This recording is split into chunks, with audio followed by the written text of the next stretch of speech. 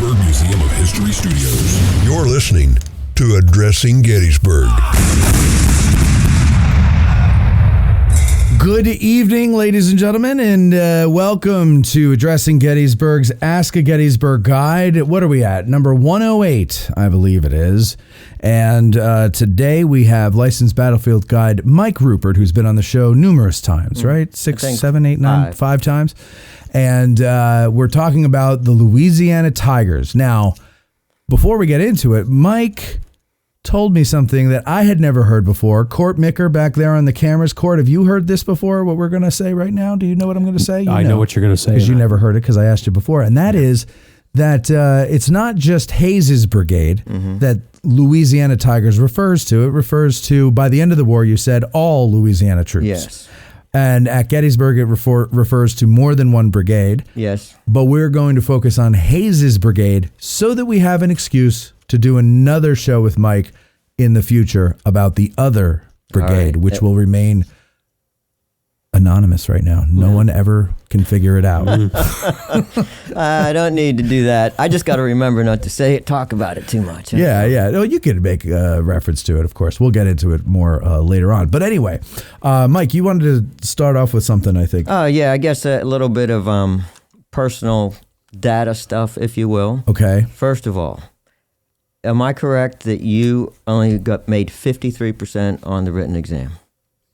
Yes, but my goal was 50. Oh, but listen to me. Yes. There is nobody in this entire genre who listens to more people, who has exposure to more things related to Gettysburg. Which is why it's pathetic. And so that's right. And so how could you let us down? Whenever we recorded, think about this. Yeah. Whenever we recorded one of the top 10 at Gettysburg, we were at the Alabama Monument. And after we were all done, we wound up talking for, my goodness, it had to be pushing 2 hours. I remember about the whole, Matt Callery becoming a guide. Right. And I thought at that point that you were going to do this. Well, I tried. But did you really try? No. 53%? I did not try.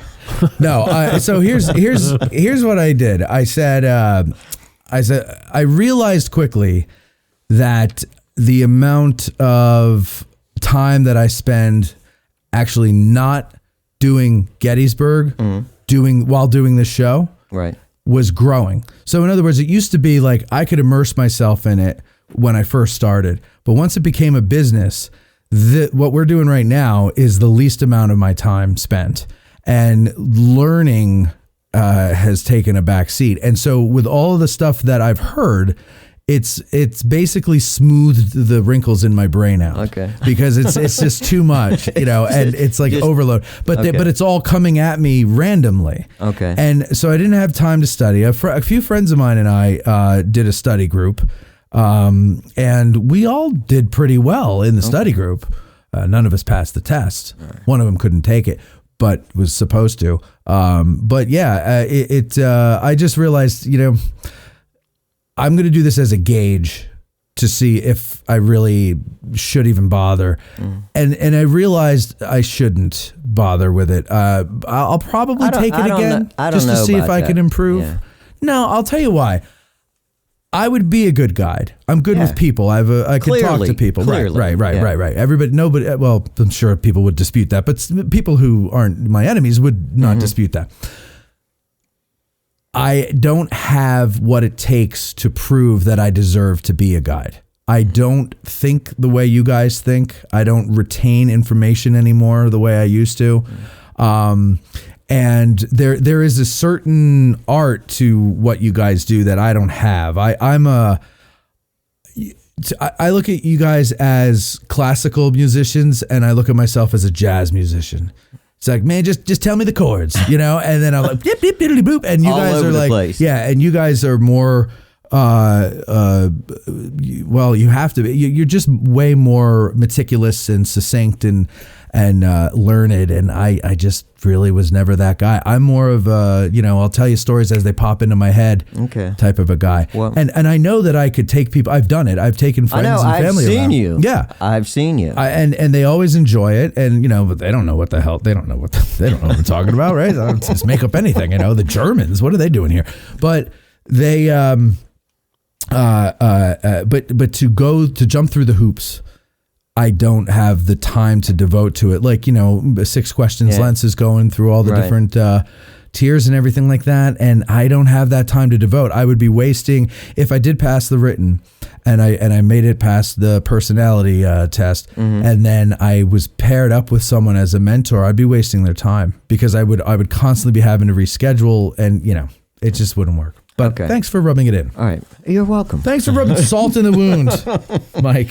Now, on a lighter note, I actually ran into somebody who you grew up with. And no kidding. He teaches in one of the New Jersey schools. As you know right now, May is...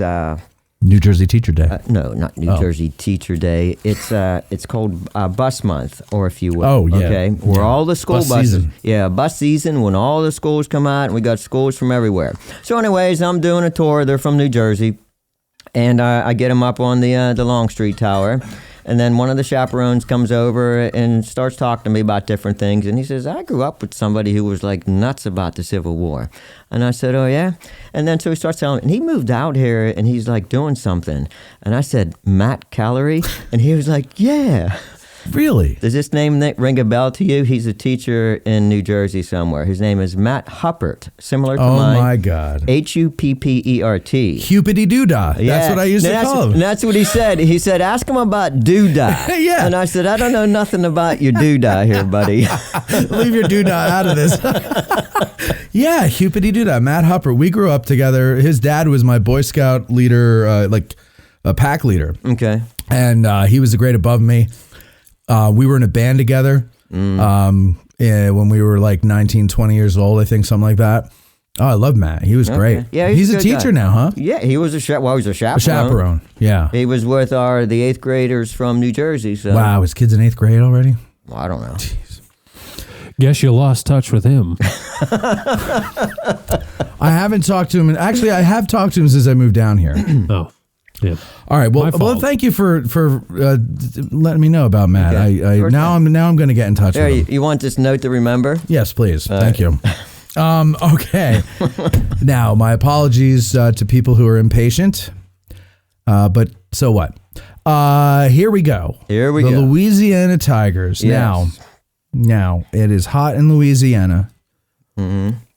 Does that mean anything in this story or no? Does it mean anything? Well, they're used to it. Pull that mic a little closer to you, please. The people who, of course, who are from that area are going to be certainly used to it. But what I wanted to do first, as far as Louisiana goes, is we need to talk about Louisiana's history. Go ahead. Because they wind up going back more than 300 years, long before, of course, the founding of our country. It first became a colony of France way back in 1718. And then France is going to run that area, and it's going to grow, of course, being Louisiana. You have the mouth of the Mississippi River there that leads into the Gulf. That's going to encourage all that shipping, if you will. So it's going to become a shipping area. It's going to become a very busy port very early. Spain's going to take over after the French and Indian War, and then French are going to take it over again in 1802 for a very short amount of time. And then, of course, Napoleon I is going to wind up selling it to who? The United States with the Louisiana Purchase. However, throughout all of this time, you are going to have this international collection of people from all different places who are going to make up what Louisiana was by the time of the American Civil War. And so let's go over that a little bit. By the time we get here to, of course, the American Civil War, Louisiana became a state in what? 1812, it's the 18th state, but nonetheless, Louisiana and New Orleans especially is going to be that main shipping port on the lower Mississippi. The state was the main exporter, of course, of cotton and sugar, and a major importer of slaves. And think about this too, New Orleans is the largest city in the South. They're going to have 170,000 people who live in New Orleans alone. And if you think about that, compared to Gettysburg, how many soldiers wind up being crowded in this town? It's going to be 170,000 men over those 3 days. So so it's the population of New Orleans. Wait, did you say New Orleans is New 170? Orleans, yeah. New Orleans is 170,000. Okay. And they are going to wind up, of course, whenever the Civil War starts, they're going to wind up providing thousands of troops to the Confederate cause. They also had some guys who did serve in northern units as well. But nonetheless, the city's location at the mouth of the Mississippi there is going to make it critical for both the Confederacy. Of course, it's in the South. It's a southern state who winds up seceding in January of 61. But aside from all that, this is going to be a target for both armies, if you will. Okay, make sense so far? Yeah, sure. All right. During the antebellum years, of course, before Pre-war years. Pre-war. For people who don't understand anti. Antebellum. That means Yeah. before the war. That's not that ant that always liked to pinch your cheeks. It's going to grow to be one of the busiest cities in the nation. Much of the wealth is going to come from the slave trade. At its peaks, New Orleans is going to wind up having more than 50 slave markets that are going to be operating. This is going to generate lots of money for that entire area. And so it's also going to wind up changing the city's cultural makeup, if you will, in addition to that. In addition, don't forget about with the slaves moving in and out of New Orleans. Half the cotton grown in the United States is going to pass through that city. So that shows you how important it is. And this is also critical. By the time we get to just before the Civil War in 1860, this is important to understand, Louisiana, New Orleans is in quotes, the image of the Deep South. Make sense so far? So, in other words, it's what everybody aspires to be like, and is that because of the French influence and everybody's? It's gonna be everything. Well, with the plantations and of course all the business, you got people with tons of money down there. Of course, much of that is wrapped up in the slaves and the slave trade and that whole thing. Okay, So, all right. Okay, because of the port. Yes, it's all about the port. Of course, we touched on this. January 61, what happens? Louisiana secedes. Louisiana secession is going to mostly be driven, if you will, by the governor at the time, who was Thomas More. So he's going to push, of course, for the secession convention, and they're going to wind up voting to leave the Union. And as war fever is going to wind up gripping the city, of course, thousands of men and boys are going to rush to sign up and volunteer to fight for their new Confederacy. Make sense so far? You've got me. Okay. Now, what I want to go over to, and this has to do with that whole cultural thing, as far as all the mix of languages and different ethnicities and all that sort of thing. And I just want to address it a little bit, which means we have to go to definitions of terms, okay? Okay. This comes from the Louisiana State University libraries. I'm using their definitions. I think they would be the authority here. And the first one that I want to talk about is Creole, okay? Yes. It's one of those confusing ones. It's like, does it mean this? Is it just language? Is it ethnicity? Is it the, the color of skin thing have to do with race? I always thought it was like Yiddish. It's like a mix of... Yes. Well, here is State University definition. In the European colonization of the New World, Creole referred to any person of Old World descent, meaning European or African, who was born in the New World. All right, it's going to get more complicated. Okay. The early use of the term did not refer to or was part of a system of racial classification. Rather, it was meant to identify people who were born and raised in the Americas but were not indigenous to the region. In Louisiana, particularly, after the Louisiana Purchase in 1803, and the influx of Anglo-Americans and immigrants, the term took on additional significance to distinguish those born in colonial Louisiana of French, Spanish, or African extraction and their descendants from the new arrivals after 1803. Okay? And so is that complicated enough? Yeah. And related to that distinction, Creole also came to be associated with the culture and the language, typically French, as you already touched on, Oui. of that distinct population. So what's Creole? I am not going over this again. Please. I want to go. We'll play it back later. All right, so I want to touch on two other terms here because this is going to come up as well. All right. The one term, of course, is going to be Negro, and referring to that in antebellum, again, before the war, Louisiana, Negro or Negress described a person who did not have any European ancestry. Okay? Okay. And then mulatto, historically, this term is meant to describe someone of mixed African and European ancestry. In Louisiana, first of all, you're going to have a lot of that. It is even more specific in describing someone who is believed to be one half African and one half European. That's your mulatto. Okay? Right. Got that. Yeah. Good with those terms? Okay. All right. Now, I want to go back to the whole war fever, if you will. Now, with war fever, and I found this out, I will say this, that a lot of my colleagues aren't really into the, or pay much attention to the whole living history aspect of Civil War study, if you will. Sure. But I find it fascinating. Why is that? Because especially whenever you have people who are serious as a heart attack, specifically guys like who are in the Liberty Rifles. Oh, yeah. Okay. Those guys borderline as showmen. I mean, that's like a show. Right, but they do everything right, okay? So everything from how things are made and the weapons they use, the tactics they used, what dress did they have at that particular time, whatever unit they happen to be, I keep hitting that, whatever unit they happen to be portraying, if you will. Yeah. So we can learn a lot from them. And so, in paying attention to the Liberty Rifles and other things associated with that, I had come across something that would have been a fad, if you will. It started way back in Europe during the, of course, the revolutions, if you will, American Revolution as well. One of the things that the citizens would do, and the soldiers as well, to promote which side am I on, is going to be the use of cockades, okay? And they would wear these showing who they would be, of course, in favor of. And it wound up being so important. This is not related to the Louisiana Tigers, but this actually happened in Pittsburgh, my hometown.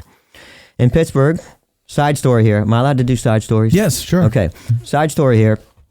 In Pittsburgh was the Allegheny Arsenal, which made all sorts of different supplies, ammunition, that sort of thing for the Union Army.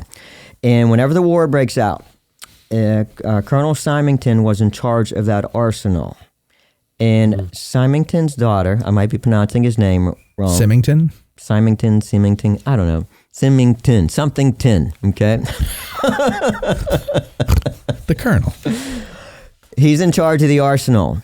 His daughter was seen with a cockade that would have been from the South.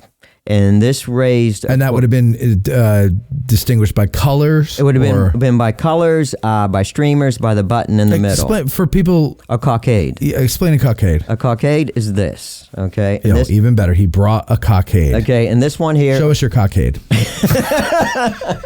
This one here, of course, is Louisiana, okay? There's a pelican button in the middle of it, and I even got you one too, okay? Oh, you did? Yes, I did. Here, Cord, go to my camera. Well, it was probably better when he had it. Sorry. Go ahead. You keep talking about it. I'll hold it. And so with that cockade, I have a first-hand account from a lady in the South. Her name is Fanny Beers. And this is what she's going to say about the, of course, don't stick it on your head, the Louisiana cockade, if you will. Okay. And she's talking. Who does not remember the epidemic of blue cockades which broke out in New Orleans during the winter of 1860 and 61 and raged violently through the whole city? The little blue cockade with its pelican button in the center and its two small streamers was the distinguishing mark of the secessionist. Okay. So there you go. So they knew by looking. They knew by, of course, whichever cockade you would wear. And then the different states would have different ones, if you will. And the North is going to do this as well. So it's like the AIDS ribbon, kind of. Like now, you remember the AIDS ribbon, and then now they're all in the same style, but they're different colors or mixes of colors, and they all mean different things. It's the same idea. Yeah, same idea, but of course it dates back to way before the Revolution, which is pretty cool. And it was very popular as a Civil War, of course, is brewing, if you will, both in the North and South. Identifying mark secessionists are going to have from one of the southern states, and of course the northern one will have the northern states. Pretty cool. That is pretty cool. All right, so there's our little culture piece, if you will. I like that you brought the cockade. So you're saying his daughter sabotaged the arsenal? No, no. Oh, let me go back to the rest of the story there. So she was seen at church with, of course, a Southern cockade. I don't remember which state or if it was a generic Southern cockade. And there was an outrage in Lawrenceville where, of course, the arsenal is. And he is going to wind up being removed from command of that arsenal, largely due to the public outcry of his daughter wearing that cockade at church. Okay. Okay, so it was a pretty powerful statement, if you will. Yeah. Okay, nonetheless, so there you go. Okay. All right. All right, now I want to start moving into a little bit of background on the Tigers themselves. Okay, and by the way, Matt, you and I think you would do this anyways, but Maybe. you're good at interrupting. Okay. So I want you to feel free to do that. That's what I tell all my visitors. You are free to interrupt at any point in time. Sure. No, yeah. You didn't need to tell me that. But thank you anyway. All right, background on the Tigers themselves. All right, with the Confederacy, of course, firing on Fort Sumter in 61, that's going to literally start the war. It was clear by May that Richmond is going to wind up being the focus, if you will, and that's where the capital is going to wind up moving to, especially after Virginia on April 17th votes to secede from the Union. All right? Okay. So we're going to move from Montgomery, Alabama to Richmond, Virginia. And then we're going to have the war fever, of course, go through all the southern states. Louisiana is going to do this as well. Same thing, just like all the other states. And they're going to wind up sending to Richmond, okay? Keep in mind, there are going to be Louisiana units who will serve in the Western Theater as well, but they're going to wind up sending almost 13,000 men to the Eastern Theater at the start of the war. I'm sorry. Did you say what their total enlistment was? So, not total. I don't have totals here, but what they send to Richmond is going to be about 12,800 men. Okay. So presumably there's more in other areas. Oh, no doubt there's more in other areas, in the Western Theater and what have you. Sure. Okay. Especially because whenever we actually get to the two brigades, you're going to see that we're missing regiments. Okay. Gotcha. And battalions. By that time, battalions kind of went by the wayside. That's another story. So they're going to wind up sending 10 full regiments and 5 battalions. What's a battalion, by the way? It's going to be an infantry regiment that has 2 or more companies, basically half a regiment, if you will. Okay? And those are going to be very localized, raised, if you will, by very specific people. Wheat's Tigers is going to be one of them, and actually that's where the name comes from. We're going to wind up getting to that.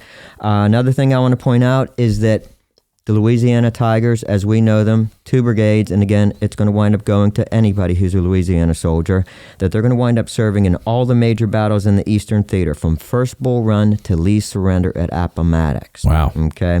And by the time they get to Appomattox, out of all the guys that they wound up sending to the Eastern Theater, there are only going to be 400 who surrender at Appomattox, okay, at the end of those 4 years. So out of the 12,000... 400 are at Appomattox. Yes. Now, some of those... they're not all dead. No. Some of them might have been transferred. Or some of them could have been transferred. A lot of the battalions are going to wind up being disbanded and kind of morphed into other units. Okay. Some units are going to wind up going out into the Western Theater and all that sort of thing. Just to give you an idea, that's what's going to be like. That's remarkable. It's a big drop in numbers. All right, so now the name. Where does the name come from? The name is of the character, and of course the fame is going to be mostly of their being a rowdy. Is going to be from Coppin's Battalion and the 14th Louisiana Volunteers. These are the two, and of course the various accounts that come up, these are the ones who give the Louisiana that reputation of being known for rioting, drinking, and especially thievery. These guys like to steal, okay? And one of the things that they're going to be referred to, and let me go with this a little bit further with the Tigers. The Tigers' name itself is going to come from Robert O. Wheat's 1st Special Battalion, where there's only one company that's known as the Tiger Rifles, who are just as rowdy as the Coppin's Battalion in the 14th Louisiana. And it doesn't take long until all Louisiana soldiers were branded the Tigers. And again, this is very early in the war. This is like before First Bull Run. The reputation for being stealing, being rowdy, and getting into fights actually happens even before they get to Richmond, Virginia. Okay. Whenever these men sign up to join these various units, they're going to the biggest Louisiana training camp for soldiers is going to be Camp Moore, which is named after the Louisiana governor. And so with that, they're going to have problems already in camp. Okay, because who are they recruiting from? They're recruiting. You're going to have the high. Don't forget, you got high immigrants down there. So you have the Germans and especially the Irish. Okay, the Irish, they're going to be, of course, known for their drinking, and it seems to be, from what I read about the Irish that were in the northern units and the Irish who were going to be in the various Louisiana units, the ones that came down from came up from Louisiana, they're much bigger on drinking, fighting, and stealing. Okay, than you hear about in the north. Okay, that was just a way of life, and they're going to take that into the army with them. Is that way of life? What were they, like river people, or they're going to be? Well, here's the this is how they're going to be described. That along with the branding of the name, it included the reputation of the hard-fighting shock troops, drinking whiskey and stealing. And this is understood by everybody in the North and the South, that they are the wharf rats from New Orleans and the lowest scrappings of the Mississippi. How did I guess? Those two descriptions is understood universally, North and South. Okay? Okay. Touched on, they're going to be in all the key battles. Let me just touch very briefly on a couple of these. I know we're going to be talking about Gettysburg specifically, but first of all, they're going to take a big part in holding back the Union initial advance at First Bull Run. That's July 61. So again, this all starts very early. And by the way, their reputation is going to wind up preceding them before they get to the battlefield, because before they're actually moved out to the battlefield, the folks in Richmond, the citizens in Richmond, will be relieved when they go to the front because of all the drinking and the thievery. Really? Yes. I can't imagine. So they're relieved. So this is the kind of atmosphere that is in the Louisiana regiments. It's like Philadelphia when they win the Super Bowl. Yeah, kind of like that. Basically like that. And so now that we're early on, I want to ask you a question about uniforms that is graciously asked by Matthew Gillespie here with the $10 super chat. Don't forget, ladies and gentlemen, we can ask a question during the show before we get to the calls and the submitted questions from our patrons with a $10 or more super chat, which of course goes to defray the cost of feeding Mike and Court and my fat belly. Okay, so Matthew Gillespie says, what's the story with the Tigers uniform? Not just zouave style, but the striped trousers. Okay. I have, and this is one of the things that Ralph had asked as well. Okay. First of all, that's only going to wind up being, I can't get it. Can I get it? Because it's on the cover of Jones's book. What do you mean, can you get it? It's down there. Exactly what he's talking about. Go ahead. Okay. I'll distract while you're bending under the table. I'll make faces at the audience. I mean, so, and by the way, what brigade?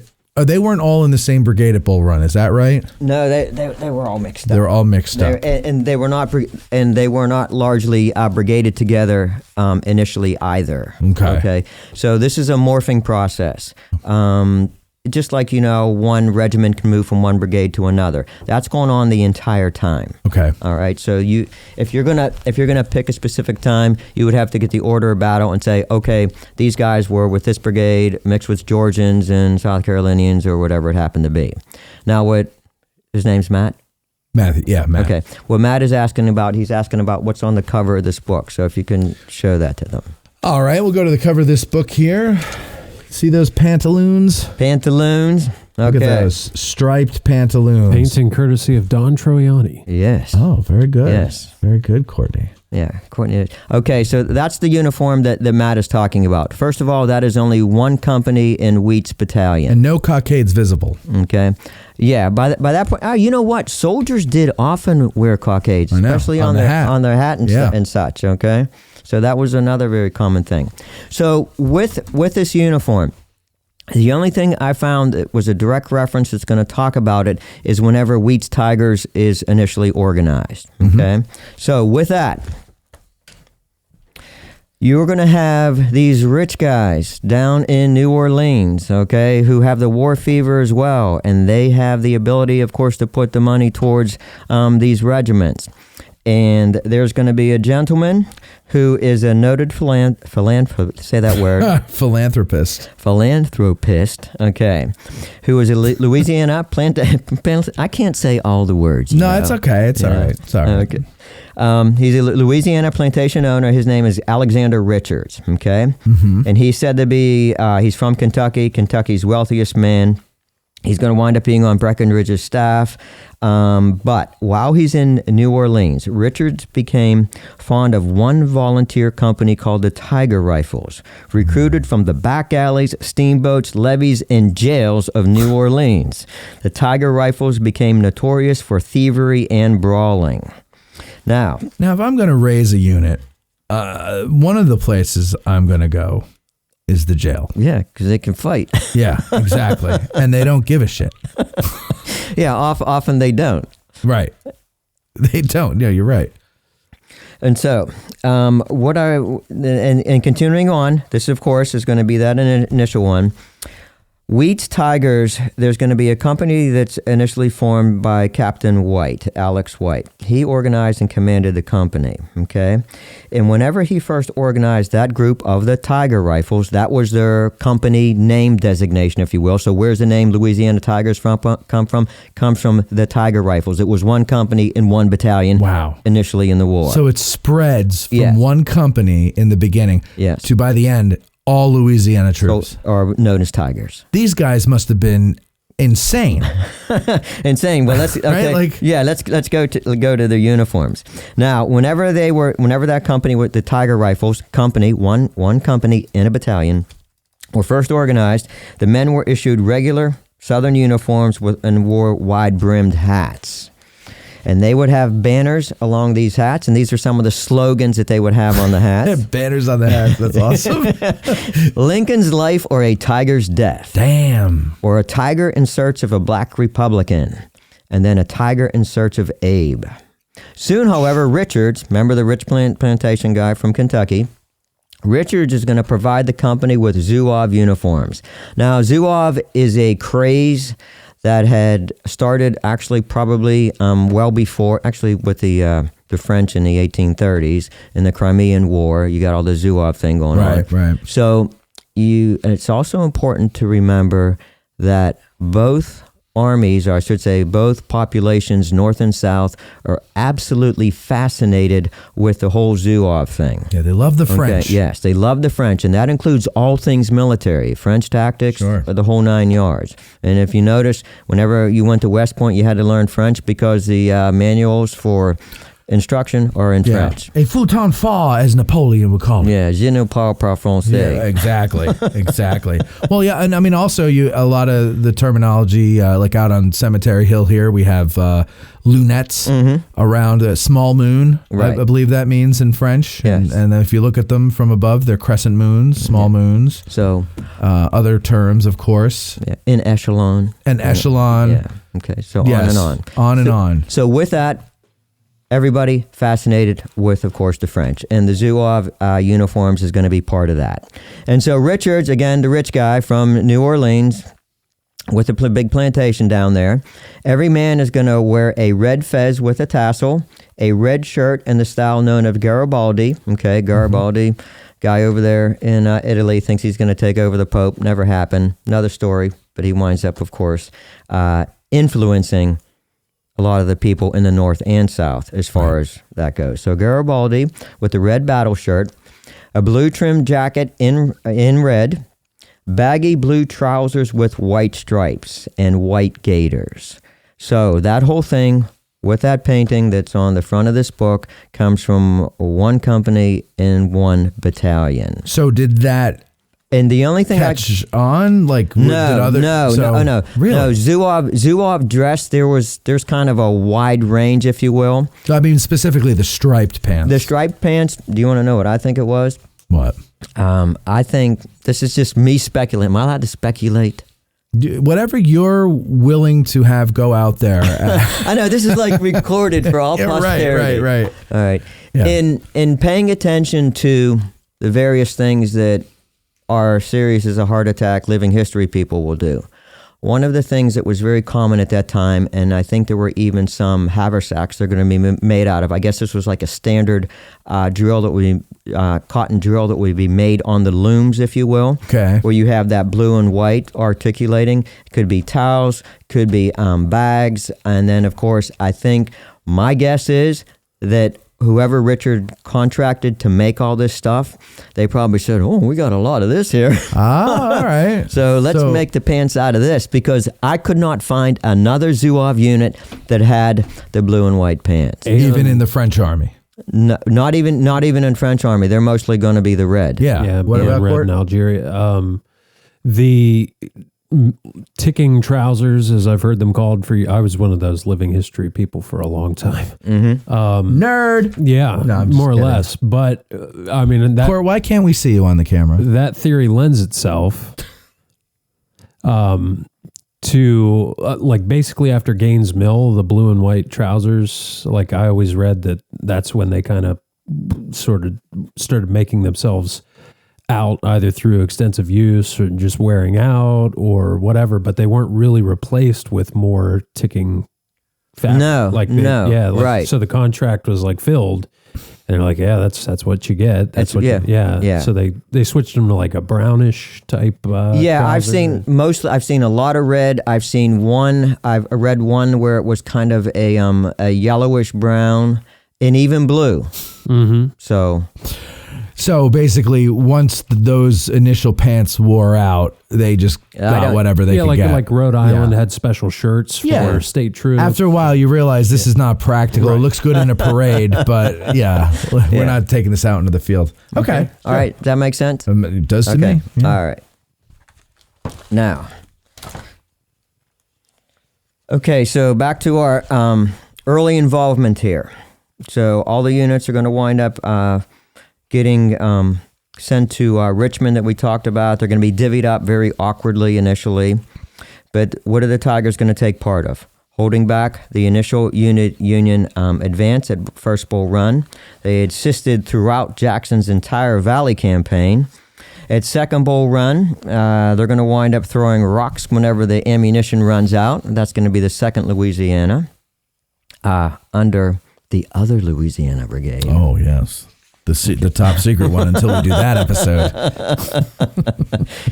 Briefly breaking the Union line at East Cemetery Hill, of course, at Gettysburg. Holding the Union breakthrough at Spotsylvania, and leading the attempted Confederate breakout at Fort Stedman in the Petersburg Campaign. So they are involved in pretty much everything, if you will. I feel like... Were some of them under the command of somebody named Evans at Bull Run? Evans, I imagine they might have been. Yeah, I don't know, or being at Gettysburg, I know that order of battle. I don't know the order of battle for First Bull Run. This is coming from a video game, but it was a very accurate order of battle, and the uniforms were accurate too. But go ahead. All right. So what I want to go back to is the whole organization with Wheat's Tigers, is it known? Because that's where they're going to wind up getting the name. Now, Chatham Robert Wheat is the guy who's going to initially lead, of course, the Tigers. He is killed at the Battle of Gaines Mill in '62, but this is a monster of a man, if you will. I've heard varying weights for this guy, from 240 to 275, and then from 6'2 to 6'4. So this guy's a giant. Big fella. And if anybody who is going to be able to tame these wharf rats from New Orleans, it's going to be this guy here. Okay. And then later on, of course, Harry Hayes and some other commanders are going to step up to lead these men as well. So he is going to wind up leading them in the initial campaigns, and what I want to do now is a lot of the questions had to do with the reputation of the Tigers. And again, this happens very early. This happens even before they get to Richmond. And again, as we touched on, the Richmond citizens are happy that they're going to the front. However, let's touch on this as well, because this is going to come from a Union commander, if you will. Okay. George McClellan. Now, part of the Peninsula Campaign, this is going to be in '62. After the Battle of Williamsburg, which is early May 1862, Joe Johnston is going to keep pulling the Confederate Army closer and closer to Richmond. One of the units that's going to be left on the very end, the rear guard, if you will, is going to wind up being the 5th Louisiana Infantry, Okay. who are part of Hayes's brigade here. And so the commander is going to wind up being absent, and then all of a sudden the 4th Michigan is going to start to go forward. And the 4th Michigan is going to wind up kind of routing the 5th Louisiana Infantry, if you will. And so and it wasn't even part of the major battle of Williamsburg. I think that's May 5th, 62. This is going to be like an after action as the Confederate Army's pulling back up the peninsula.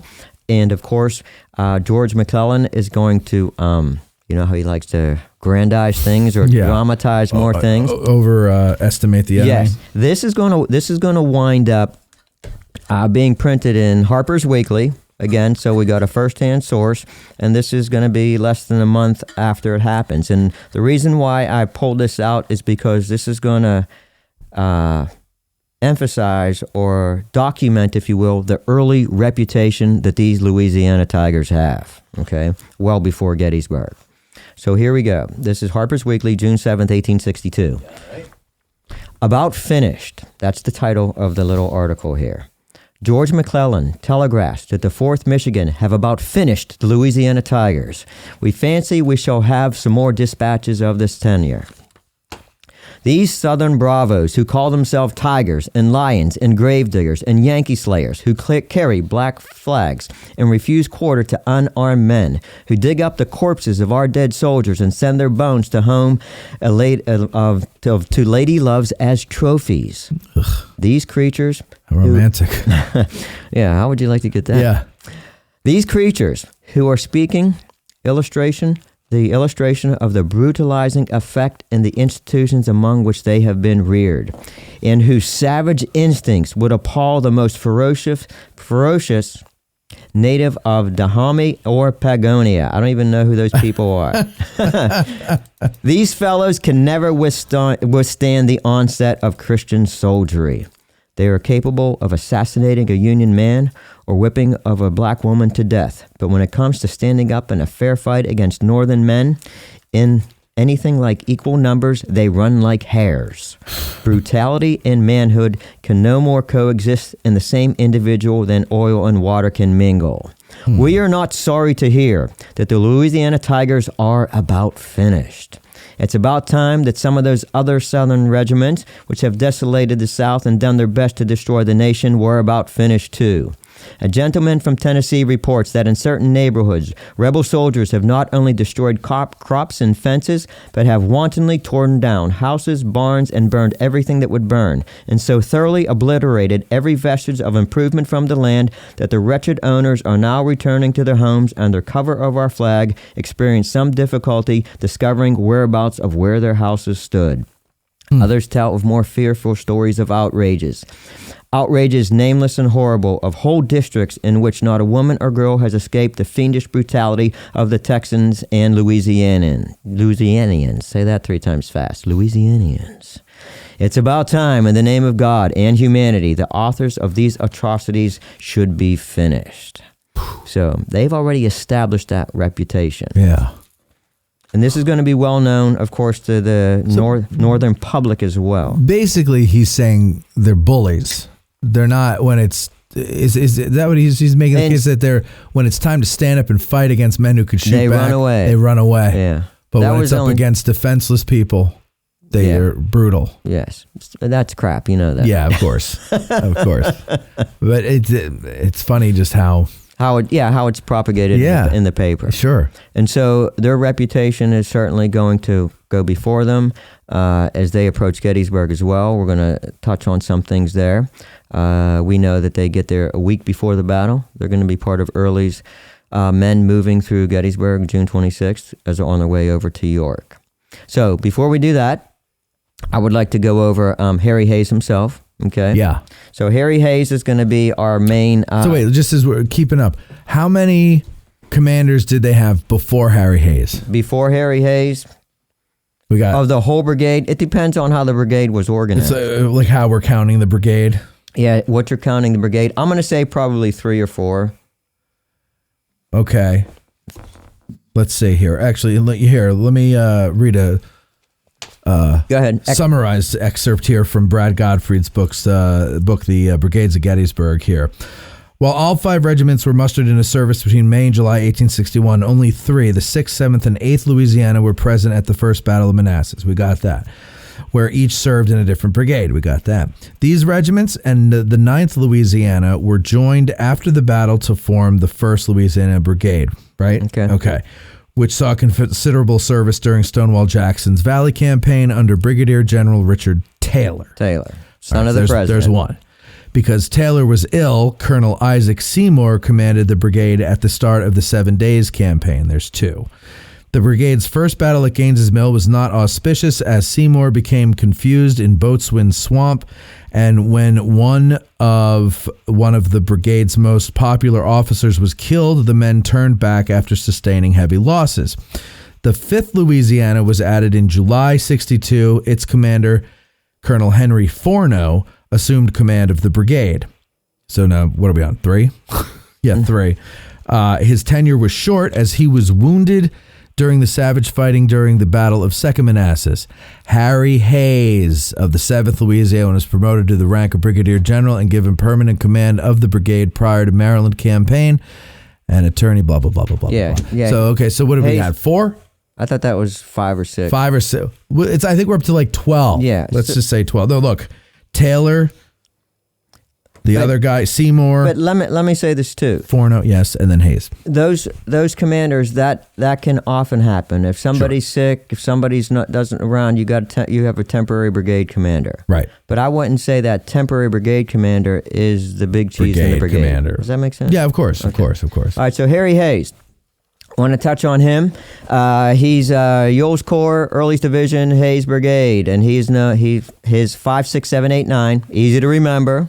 5, 6, 7, 8, 9 of the Louisiana regiments. He's going to number about 1,300 men here at Gettysburg. Okay, he's going to be 43 years old, so he is a little bit older. He does have U.S.-Mexican War experience, but he is actually not a professional soldier. He is a lawyer from New Orleans, and however, he's a heavy drinker himself. And he's going to prove to be a hard fighter and a heavy drinker.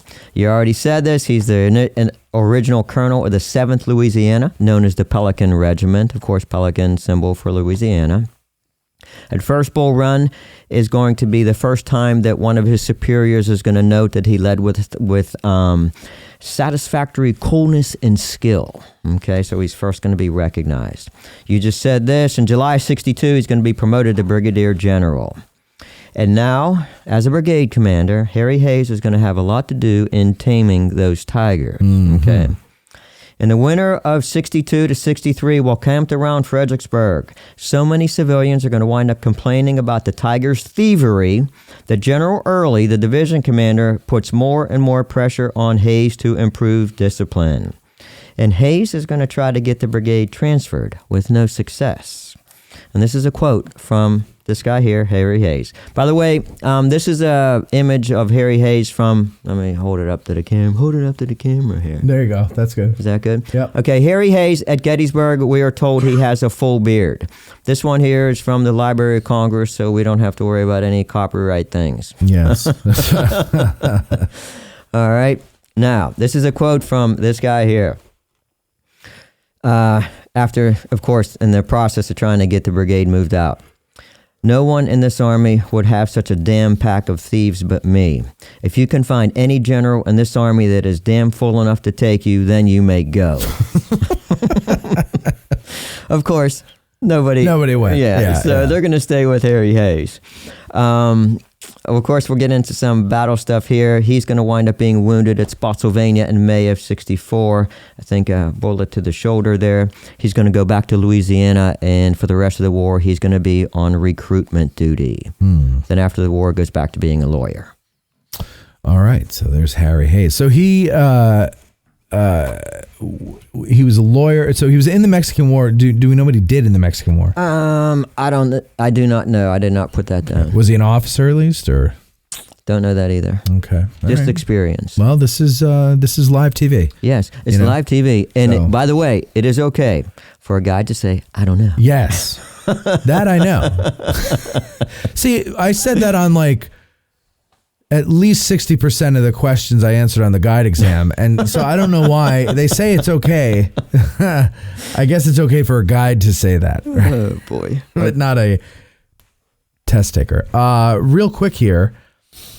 And this is interesting because somebody has us figured out here. Civil War Regiment sent in a $10 super chat, and he said there's very little on Nichols Williams Brigade at Gettysburg. Were they referred to as Tigers too? A shout out to the Louisiana state mascot is Tigers after these guys. So go Tigers. Okay, you figured out our secret. That's the next episode that we're going to do with Mike, the other Louisiana Tigers. Okay. We were trying to keep it a secret. Let me say, can I just touch on that? Sure. Okay. Nichols Brigade, who was led by Jesse, I keep wanting to say Weedleton, Jesse Williams here. Yeah, I would love to see that. Okay. By Jesse Milton Williams here. That's going to be the 1st, 2nd, 10th, 14th, and 15th Louisiana. Now, remember at the onset, we said that the 14th Louisiana is going to be one of those regiments who has the reputation of the character and nature of those Louisiana soldiers. So that 14th is actually in Nichols/Williams Brigade. Okay. Okay, so that's why, and other references that I've seen too, that they are referred to as Tigers. By Gettysburg. By Gettysburg. Oh, yes. Yeah. Okay. Yeah. Okay. Well, when I get to Richmond. Yeah. So very early on, it spreads from that one company out to everybody. Another thing, I think maybe this might help things understand as well, is the 1st Louisiana Brigade under Hayes and Taylor and such, the 5, 6, 7, 8, 9, they tended to be more involved in the spotlight action, if you will. Does that make sense? Because even when you do this, even whenever you come up, even when they were coming up the valley, and you got the Second Winchester battle going on. Yeah. It's going to be them who wind up taking the fort. Yeah. Okay. Whereas Nichols' men were off to the side. They still participated, but they didn't get the feature action. Then what winds up happening here at Gettysburg? Of course, the Nichols' men wind up. Johnson's division, you got 3 brigades attacking, 1 Virginian, 1 Louisianan, then Stewart's mixed Confederate brigade. And Harry Hayes is going to be joined up with Avery's North Carolinians, and they have the feature, of course, on East Cemetery Hill on the evening of the 2nd. which we'll get to in a bit. Yes. Yeah. So maybe that's why we kind of associate the Tigers being Hayes only. Well, I would also imagine too that, and correct me if I'm wrong here, but Hayes's men were stationed in town, so there's a lot of accounts from the civilians who encountered them. Yes, whereas Nichols was not he's in going to town. he's going to be at the Hanover Road, Right. and then he's going to wind up moving towards Culp's Hill. So I would imagine that's why we're always thinking of that, because civilians left accounts of the way they were, Right. the way they behaved. Mm-hmm. Yeah. That's Which my is- guess. Yeah, which is similar to, actually, compared to some of the things that were early on, what they take and do in Gettysburg is a lot more mild, if you will. They're a little better behaved by this point. Yes, they are. Yeah. Well, some of them do get executed for various things, so. Related to Gettysburg. Not related to Gettysburg, okay. for earlier thing. Yeah. For, So they learned their lesson. yes, is what you're and saying. in fact, when this happened, I can't remember if this was whenever they were still in Camp Moore or once they got to Richmond, but there was in one of the camps, don't remember if it was Louisiana or Virginia there. But anyways, this is what happens. 2 Tigers are going to wind up approaching a guard who is guarding the commissary stores, if you will. And they're going to wind up beating up the guard and taking what they want. These 2 men, as an example, this is actually from Wheat's battalion, are going to be executed to try to show that we have to have some order in the military. Right. And so once I think they did that a few times, they're still going to get out of hand, especially with the booze. But they'll always remember those executions. Yeah. So. Okay. All right. Okay. Fair enough. All right. So where'd you leave off? Where'd I leave off? Hayes is in command. Okay, Hayes is in command. And what I want to start to touch on is the way that they, of course, are going to wind up moving into the town itself, if you will. Okay. And we already mentioned this. They're going to get here a week before. They're going to move in with early. Now, one of the things or the accounts that you're going to hear from Gettysburg is that the Confederate cavalry comes into the town and says, then people were afraid of the Confederate cavalry, and then they say something to the effect, well, wait till the Louisiana Tigers get here. And then everybody freaks out. Right. Well, the cavalry that's going to be with them, only 2 regiments who are assigned to Early and part of Ewell's corps there are going to be the 17th Virginia and the 35th Virginia. So they're riding with them out in front, if you will. Less than 500 men. Over 400, but less than 500 men.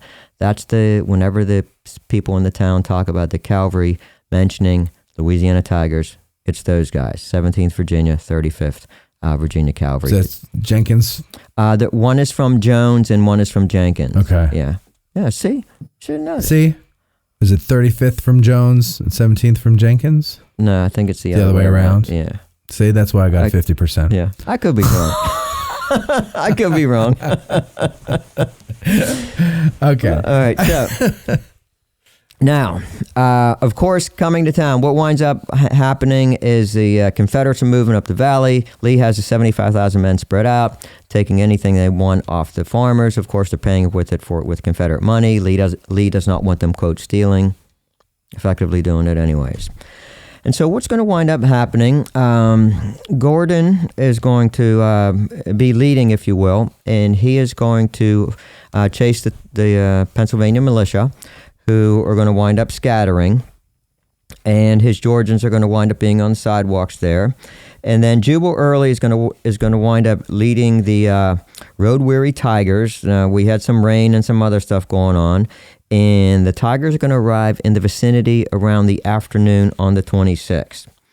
And Early's going to order General Hayes to halt and camp along the Monmouthsburg Road, just about a mile from Gettysburg. The Tigers very quickly began ripping down all the wooden fences around Oak Hill and preparing campfires to cook their rations. And soldiers are going to wind up initially filling their canteens with fresh water from Willoughby Run. We know something else that the soldiers often put in their canteens, especially once they get into town and are able to buy some liquor. Mm-hmm. Yes, yes. Didn't they also find several barrels of whiskey that they confiscated? Yeah. The whole barrel of whiskey thing. And this is getting ahead of the story, but this is going to go to those the whole atmosphere and character of the Louisiana Tigers. There's an account from a soldier this is going to be right before the attack on East Cemetery Hill. And since you said barrel, I have to say it now or I'll probably forget. Okay. Because I didn't write this down. Sure. There is a prisoner from the 153rd Pennsylvania who was captured on day 1. Right. And the Confederates are going to have some of the prisoners helping out at the German Reformed Church that's off of High Street there. Uh-huh. Okay. Across from the Borough Hall. Yes. And so this soldier, who's a prisoner, Pennsylvania soldier, is going to write in one of the things that he had written down about his experiences. He writes down that as Hayes's Tigers, before they wind up moving out, he's going to be able to see a barrel with a lid knocked off, and they have one of those dipper cups, which is about probably close to a quart. And he noticed that whenever they were dipping it into the barrel, that one cup, he said it could not have been water because one cup, 4 guys are going to be able to take a drink from it. Okay. So they're passing it around. Nobody's chugging that. Yes. Yeah. So it kind of lends to that the whole idea of the Tigers and whiskey is a very thing to do. Yeah. We were talking the other day about, I forget exactly what we were talking about, but drinking. Mm-hmm. And I think it was 6 questions. Lent said, compared to the way we drink today, if we saw the way people drank alcohol back then, we'd be appalled. Yeah, how are you alive? Yeah, exactly. Because there was no regulation as to alcohol by volume, and you know, it was just no. And I would imagine that sometimes the whiskey was quite potent. Oh, I'm depending sure. on who made it. They don't call it rot gut for nothing, right? Correct. Yeah. All right, so 26th, they're going to be just outside of town. Hayes is going to wind up sending 2 regiments to help catch the fleeing militia, but they're not going to be able to catch up with them. Adjutant Seymour, by the way, Seymour is going to be one of the staff officers for Harry Hayes, okay? And Seymour is going to be he's going to be a pretty decent writer, and I got 3 books that I recommend, and his memoirs that Jones edited is one of the things that I remember. So I got a lot of different things from Seymour, who was on Hayes' staff as well. Okay. So with that, Seymour is going to wind up, and I guess we all commanders do this. He exaggerated the Tigers' role in dispersing the militiamen who, this is a quote from Seymour, "These Tigers, who no doubt had previously resolved to die if need be in He's talking about the militiamen. So initially, they were ready to die if need be in defense of their homes and friends. They changed their minds when they caught the glimpse of our 2 regiments, Tigers, in the distance, and most precipitately and ingloriously fled the field. Darkness coming on, our men went back to camp, weary from their long and useless march in the mud and rain." Now, several of these Tigers, as well as some of French's cavalrymen, are going to stop at a farmhouse where 18-year-old Sue Black lived. It's about 4 miles north of Gettysburg, and she reported, again, a quote from her, "I counted 100 who came into the yard and got tired of counting and quit." It's like how they just matter-of-factly say things. One young fat fellow, that alone sounds unusual, because these guys are, in many cases, just as bad as I am. Well, they're all walking all day. Yeah. I mean, how could he be fat? Yeah, and the average Civil War soldier is 5'8", 140 pounds. Right. Okay, so. I haven't been 140 pounds since the 6th grade. I wish I was 140 pounds. Jesus Christ. Wow. Okay, one young fat fella. This is Sue Black talking. "One young fat fellow sitting on the porch steps, barefooted and footsore, was in bad humor. He said he belonged to the Louisiana Tigers, and one of those Tigers gave me a big Jew's harp. You know, one of those, yeah. So a few, and then of course Gordon is going to be in Gettysburg after he occupies it, and then it's going to start to move on. A few Irish soldiers from Hayes' brigades are going to wind up stacking arms and walk into town. They stroll down Baltimore streets to its southern outskirts. There they're going to find some residents of course, Gaelic descent who sold them liquor. Soon a brawl began as drunken Louisianians are going to start fighting with the citizens in the town. Wow. Private from Gordon's 31st Georgia. He's designated provost guard, if you will. He reported that Tigers were busy, this is a quote, beating up the old citizens. The old citizens. When the guards finally arrived, they did not arrest any of the riotous Irishmen or townspeople, so they just let it go. What was the date on that? That's the 26th. That's the 26th. Yeah. So they're camped outside of town. Yeah, just outside. In the fields, and then they stack and go in. Okay. Yeah. That's why it's so leisurely. Yeah, and in fact, the Tigers are going to be left and kept out of town. But, you know, you're going to have your few that trinkle in, if you will. Yeah. Okay, so while they're going to wind up being camped, just let me continue with this because there's some other quotes in here as far as the rebels and how they're going to be acting and all that stuff. Yeah, so we're just, for people who are just catching us, we're pre-battle, June 26th, when Early's division comes into town, and Early kind of demands stuff from the town, and the town's like, we ain't got none. Yeah. And it's because they sent it all away, but that's another story for another day. Yeah. But so these are quotes still from that point in time? Still from that. And by the way, someone who is excellent with gathering these quotes together is the third book that I recommend, which is going to be Scott Mingus. of course, Louisiana Tigers and the Gettysburg Campaign. Mingus is going to collect a whole bunch of civilian accounts. Being a local from York, of course, they wind up going to York. He has a lot on Second Winchester and all that sort of thing as well. So it's very, very nice to have it all together like that. Yeah. And so I think this is good too, because it kind of paints a picture as to the character of these guys, right? Yes, which is what I'm. So that's what you're doing right now. Yes. Okay, so go ahead, keep going. I like these. Okay, so another soldier, Thomas Reed. I believe he's from the 8th Louisiana Infantry. He's going to wind up, of course. These guys are out there looking for food. He's going to stop at a house, and this is his quote. A little Dutch woman is going to wind up answering and beg the tiger to help himself to her property but spare the household. And he's going to say, she was the worst scared woman I'd ever seen. When she learned that all he wanted was food, she nervously ushered Reed into her home while she collected food items for him to take back. Other soldiers arrive. All of a sudden, we got a line outside the door, okay? Mm-hmm. And as the tigers are lining up, the little woman went almost crazy. And Reed, this 8th Louisiana Tiger, so we can show a little bit of grace here, is going to console her as best he could, but he leaves with the food. Okay? Of course he does. Wasn't there someone who, something about them mixing gunpowder in their whiskey or something like that? Yeah, that's also what that's going to be Leon Gusman, okay? Who is going to be part of the whole attack on East Cemetery Hill. That's coming up later. Oh, okay. I actually kind of wanted to do a little tribute to Leon Gusman by putting some whiskey and gunpowder in a canteen, swish it around, and then taking a swig, if you will. However, I thought better because of course, black powder is an explosive, and I don't want you to get in trouble because Mike brings a pound of black powder into the studio. Into the building. Yeah, with the accelerant mixed in, the alcohol accelerant mixed in there. Yeah. No, thank you. Oh, did you know that the we have regular whiskey if you care to partake? Well, no. Okay.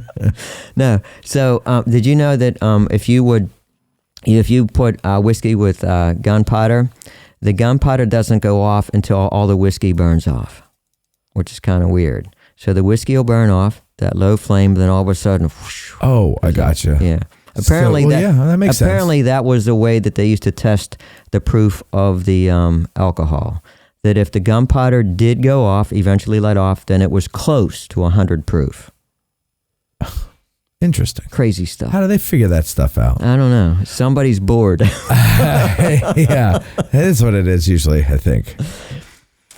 Just one other thing I want to talk about. There's going to be a Harrisburg. Of course, Harrisburg, Pennsylvania. Heard of it.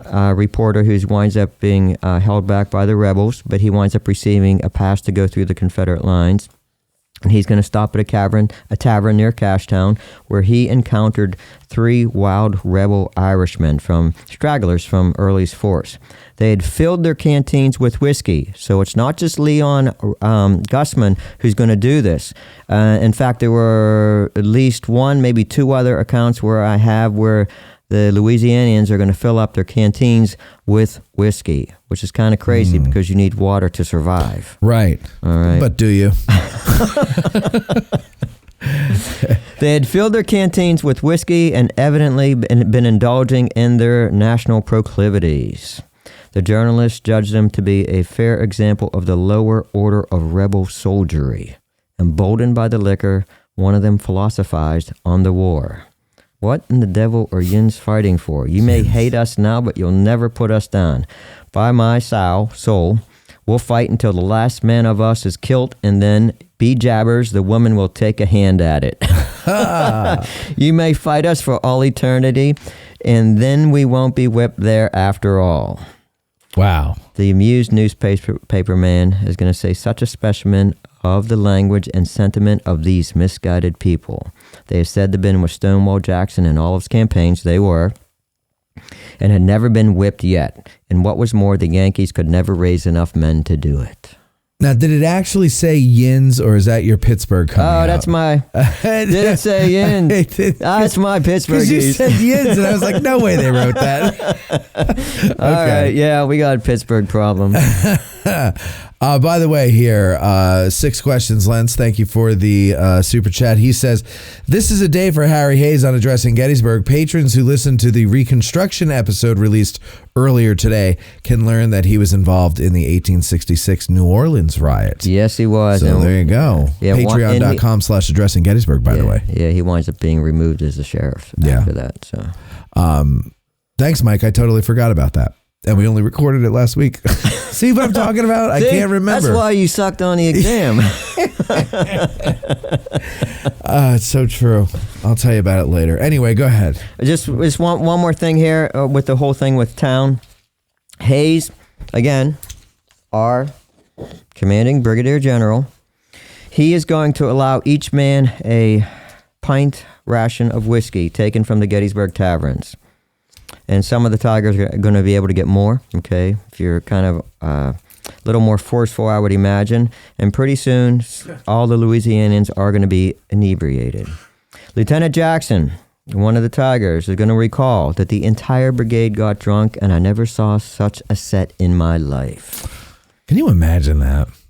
Imagine you're in the rest of the army, and you just hear this hooting and hollering and whooping, and, you know, you're like one of the other brigades. Mm-hmm. You just look over and you go, oh, it's the Louisiana boys again. Yeah. You know, it's them our Tigers. Okay, so they're going to be moving on to York. York is a much bigger prize. I think the population of York at the time of the battle, somebody correct me on this, somewhere around 12,000-ish, I don't know. Okay. But nonetheless, a lot bigger than Gettysburg, which means what? They got a lot more stuff and a lot more money and a lot more things to take. Mm-hmm. And so Early is going to do quite well over there in York. In fact, they hang out for a couple days. You know, did they, you know, in Gettysburg, they knew the Rebs were coming, and a lot of people loaded trains with their valuables of business owners and stuff like that. Or just, did York do that? Or no, York caved, didn't they? York is going to cave, and I guess... and it had a population of 8,600 in 1863. 8,600, so that's 4 times the size of Gettysburg. Mm-hmm. Yeah, well, they were able to get a lot of stuff because of what Early was able to take out of there. I remember it being an insane amount of things that they're able to take, to say nothing of that's not reported. Now, did they take it, or were they giving it to them? It probably would have been a little bit of both. Yeah. I would imagine. Now, remember, Lee's General Order number 72 says, I don't want you stealing stuff. You pay for it. But what do you pay for it with? Confederate money. Yeah. So you're essentially stealing it. All right. So on the way, there was an incident that happened on the way to York. Mingus talks about this, where there were 2 of the Tigers who were... was it the 7th or the 9th? I don't recall. But anyways, 2 of the Tigers were fighting amongst themselves, which is something they did quite often, okay? And apparently, the colonel was tired of hearing about this, and he's going to go back and he's going to wind up finding those 2 guys, and they're going to take down some fence rails, and they're going to set up an impromptu boxing ring. Oh, nice. And he makes the 2 men fight it out, okay? Then after they fight it out, they're both all bloodied up. They're going to wind up. He tells them, go down, of course, to the stream and clean yourselves up. And so both of the guys wind up going down to the stream near the farm that they happen to be by, and they're both within, like you and I are close to each other. They're cleaning themselves up, and they both start laughing because of what a great time they just had. Wow. So to be young. To be young, yeah, and to be drunk. A Tiger. Hold my beer. Next time you wind up in a hospital. Yeah, right. That's the next thing you see. That is such a guy thing, though. I think, you want to kill each other. You're getting all bloodied and everything. And then we can forget about like it. that, the moment passes and you realize the absurdity of it and you laugh. Mm-hmm. And now you're bonded for life. Yeah. Best friends. All of my close friends, that's how we met. Okay. In a fight. Court, remember I bloodied you up pretty bad? I remember the opposite. What? I thought... sorry, Court, your mic is not working. Sorry. Hello? Hello? Okay. It seems like my mic is working. Maybe it was the opposite. I don't know. But the point is... we were fighting on Carlisle Street. We were. With and we were singing. When you're a jet, you're a jet. We had a whole thing going. Wow. We were straight up shooting at each other. Yeah, yeah, we were. We were. It was nuts. And we were terrible shots. Oh, yeah. We both missed. Oh, killed a lot The of people. poor old lady behind me, though. Yeah, dead. She got it. Anyway, you were saying. Okay, so they're going to go, and then what's going to wind up happening? June 28th, what happens? Lee finds out Union Army's a lot closer than he ever expected. Right. That whole thing, by the way, I know the movie has its issues, but that movie has brought more people to this battlefield to this day, even to this day, Amen. than a lot of people want to give credit for. So I give the movie credit when credit's due. One thing, the whole story with Harrison in the beginning about finding out that the entire Union Army is already across the Potomac and in Maryland, very surprising to General Lee. Remember, he thinks they're still down in Virginia. And so with that, where's Lee's army on June 28th? Scattered all over the place in and around the Cumberland Valley and some part of Early's division over there in York. Key about Civil War fighting is what? Get together. We got to bring our men together. So he's going to start concentrating. Why does the battle happen here? 10 road network pulling these two massive armies together. And so with that, Do you think Lee's diarrhea began on the 28th when he learned that information? I don't know. Depends how many cherries he had. I think we blame cherries, but it might be just so that he could save face. I think he was scared. Scared of what? The fact that he was so spread out. And Well, yeah, but you got to get your army together. Yeah. And so they're going to be ordered to concentrate. Yeah. And So it was an IBS situation. It was. Yes, it was. That you heard it here first, folks. Right. You heard it here first. You heard it from Lee had IBS. All right, go ahead. And so as they're coming towards the town, we know that the whole battle is going to begin west of town with Heath's division. Early and Rhodes are going to wind up coming essentially from the north and from the northeast because they were initially heading back towards Carlisle. They're going to eventually coming down from that area. And by the afternoon of day one, they're going to be coming down the Carlisle Road and then the old Harrisburg Road. And out in front, they're going to be coming into contact. Now, I'm going to skip over the whole thing with Heath, west of town, First Corps for the Union Army and all that sort of thing. I'm going to pick it up where the Tigers, who are featured folks today. Yeah. We know enough about how it started. We've done a million shows on that. Yes. And so with that, Confederates begin their attack in earnest right after 2 o'clock on day one. And the Union line's going to start, of course, to buckle, if you will. Over there on Barlow's Knoll, of course, you're going to have Barlow's division going to get knocked off by Doles and Gordon. Who is coming up behind Gordon but Harry Hayes' Louisiana Tigers? Initially, as they're coming down the old Harrisburg Road, they're going to be astride. They got regiments coming towards the town on both sides of the road in the road. So they're coming down the old Harrisburg Road. And as they do, Gordon's brigade is going to wind up pushing the Union men to where the almshouse is today. And then Gordon is going to wind up stopping. Why does Gordon stop? First of all, he's going to have, number one, very light casualties, but it says that he had run low enough on ammunition that he paused his regiment of 1,800 Georgians, little less than 18. Maybe they had some casualties. Yeah. But they're stopped near the almshouse in a brigade formation to replenish their ammunition. Okay. Hayes is going to wind up continuing forward. As Hayes is going to wind up passing them, they're going to wind up finishing off, if you will, what's left of the chunk of the 11th Corps that is on the eastern side of the Carlisle Road. Got that so far? I have it. Yep. Okay. So in other words, in front of, like, basically sort of where the college soccer field is. No. You're on the wrong side. I'm on the wrong side of the Carlisle Street. Weiss Market. It's where Weiss Market is and yes. all that stuff. Okay, gotcha. Okay. Yep. So Jubal Early's going to see Gordon sweep the field and sends Hayes' brigade forward, Avery on its left to continue down against the 11th Corps. Now, I want to talk about an artillery unit that's going to come up against Hayes, and that's going to be Lewis Heckman. Heckman for the Union Army, he is in Osborne's 11th Corps Artillery, and he's going to go out there kind of as a last resort, just like Coster's Union soldiers were sent out as a last resort to try to buy some time for the rest of the 11th Corps to fall back. And so Heckman's going to go out there. Heckman has 4 Napoleons. And I want you to think about this, that the 4 Napoleons, once they get out there, they're effectively going to be by themselves. I mean, you got part of Wilkinson's battery who's falling back as well, but the last one to leave that attack Confederates are making, this is day one, is going to be Heckman against the Louisiana Tigers. Okay. Now, what I have here, I do have another first-hand account that comes from Sergeant Cecil Reed and Heckman's artillery battery for the Union. Okay. And I kind of like these things because if it's a close date, remember, we try to take sources that are closer to the battle. Sure. This is going to come from July 24th, 1863, in the Cleveland Morning Leader. Okay, so Sergeant Cecil Reed had sent this account back to his hometown, if you will. And so this is what he says. And I don't know if I'm still centered. Am I still centered? You're okay. Don't worry about it. Yeah, tell me if I veer off too long, because this chair is a swivel chair and I move around a lot. You're fine. And this is Sergeant Cecil Reed writing. Okay, first of all, to preface this, Heckman is going to be out there against the Louisiana Tigers for probably a half an hour, maybe not even a half an hour. Okay. He goes out there last. He's going to wind up only firing with 4 cannon, 113 rounds, and most of it's going to be canister. What's canister? Close range. That means these Tigers are going to be close to them.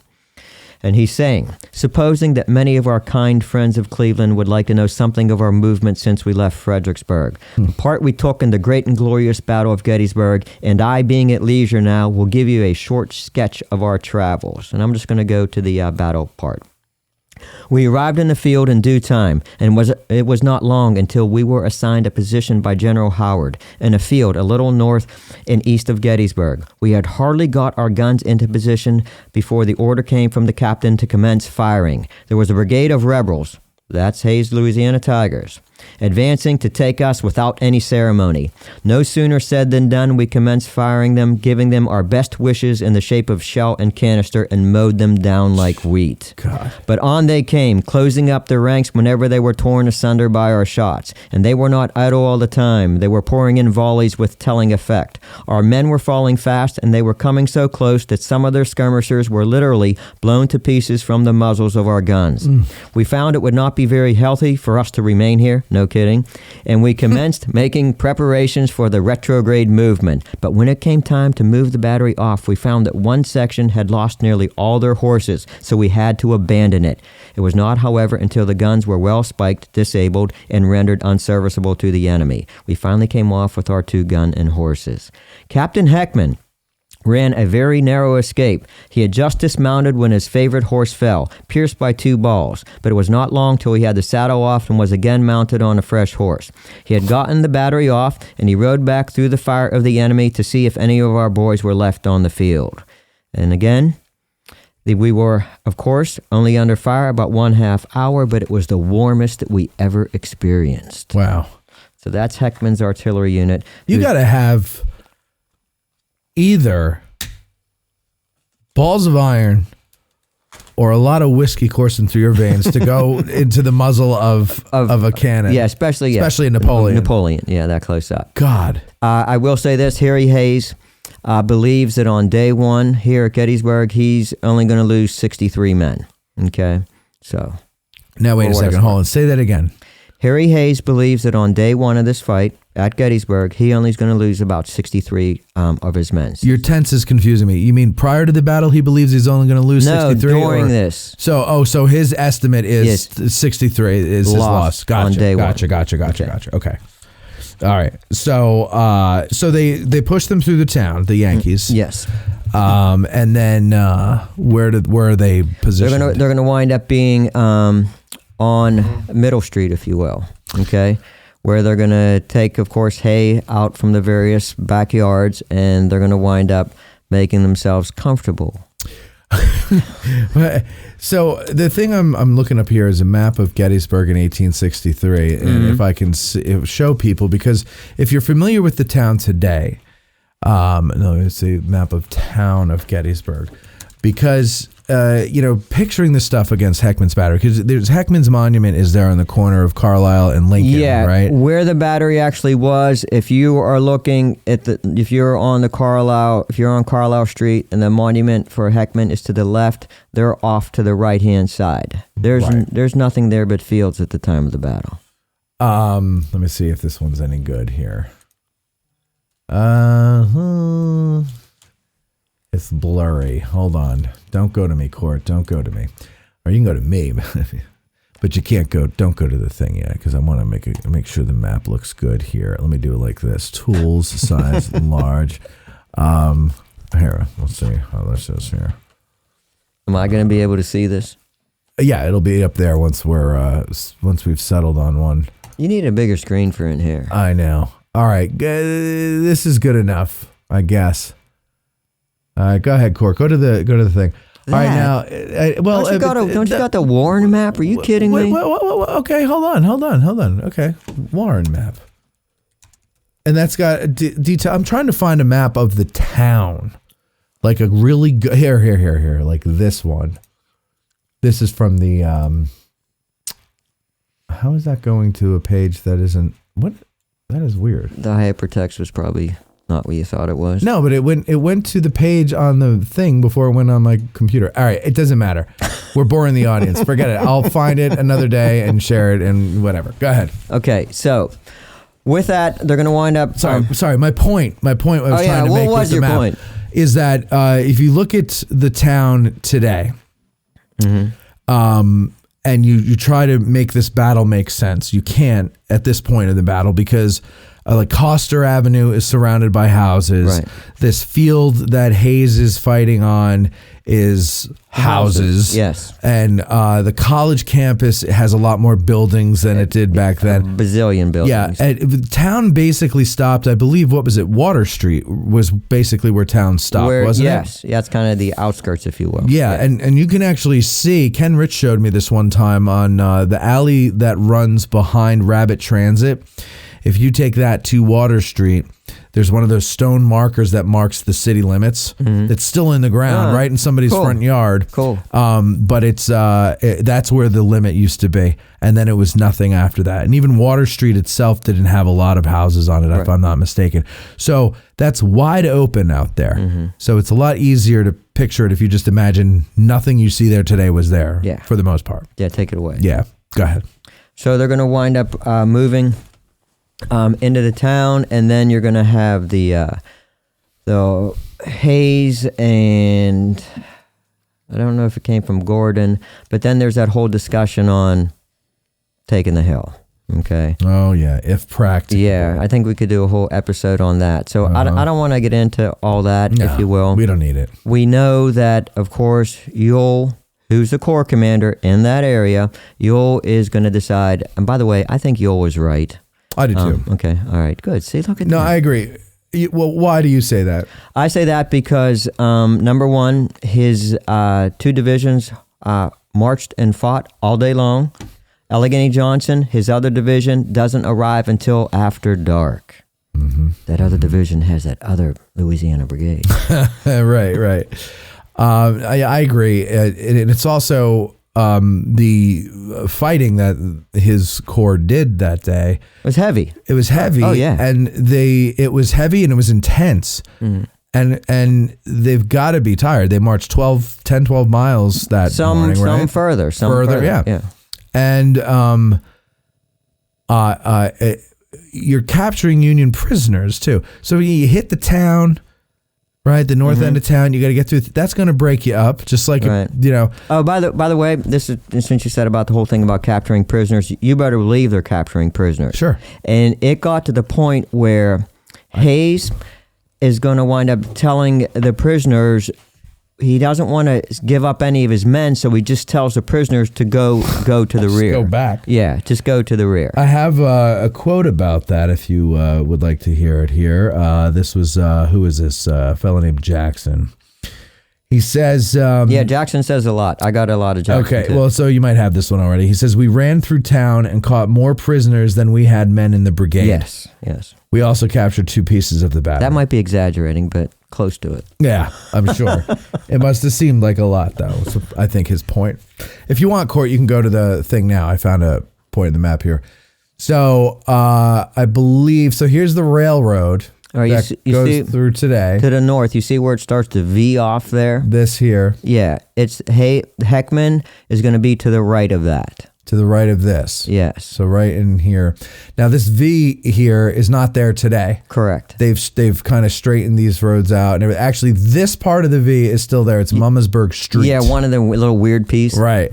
And Water Street kind of goes just a little north of this creek here, this wiggly line, this black line. Sorry, this is as far as I can zoom it in, folks. But Water Street is about here. Stevens Run. Stevens Run, yeah, thank you. As you can see, there's sparse buildings out this way.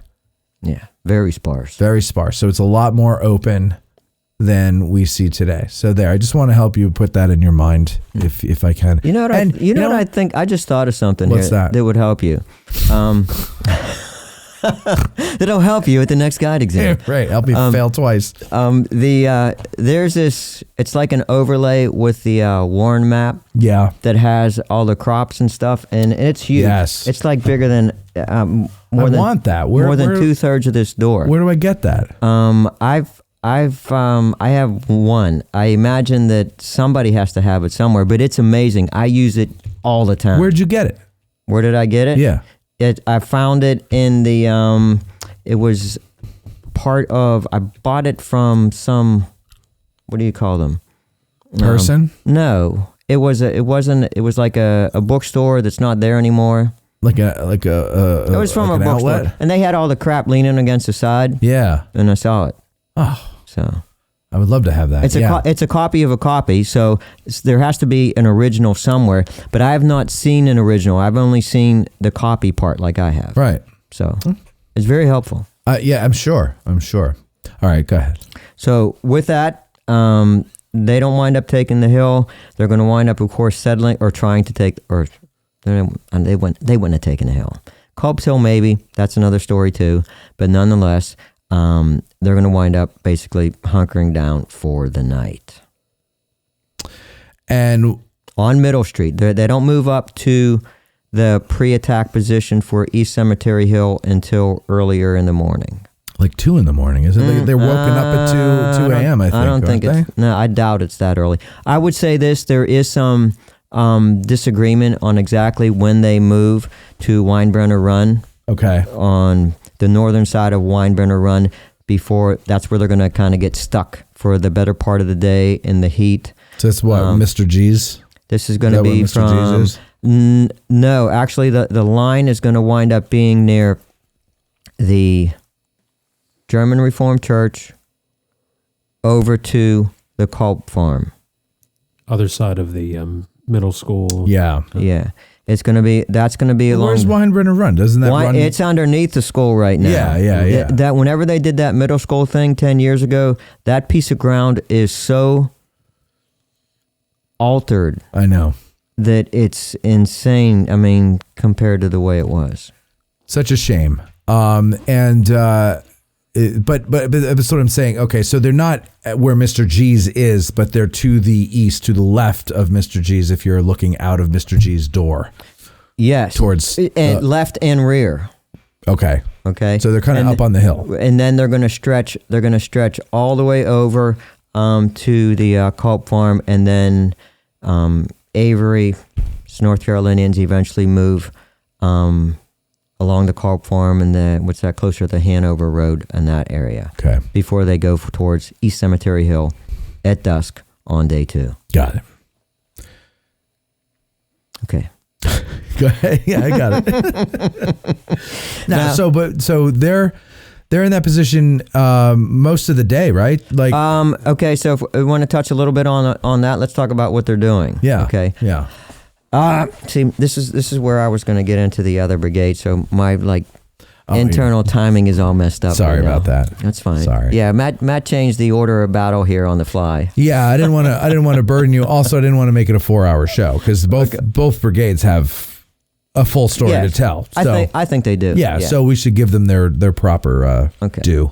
Especially the other Louisiana brigade is going to fight on day 3. Right, exactly. So there's more to their story. Yes. Yeah. Okay. So the day 2 morning, daylight comes. Where are they? Okay, daylight comes. They're going to be the whole thing about that there was supposed to be an earlier attack. Maybe yes, maybe no. That's a whole nother episode.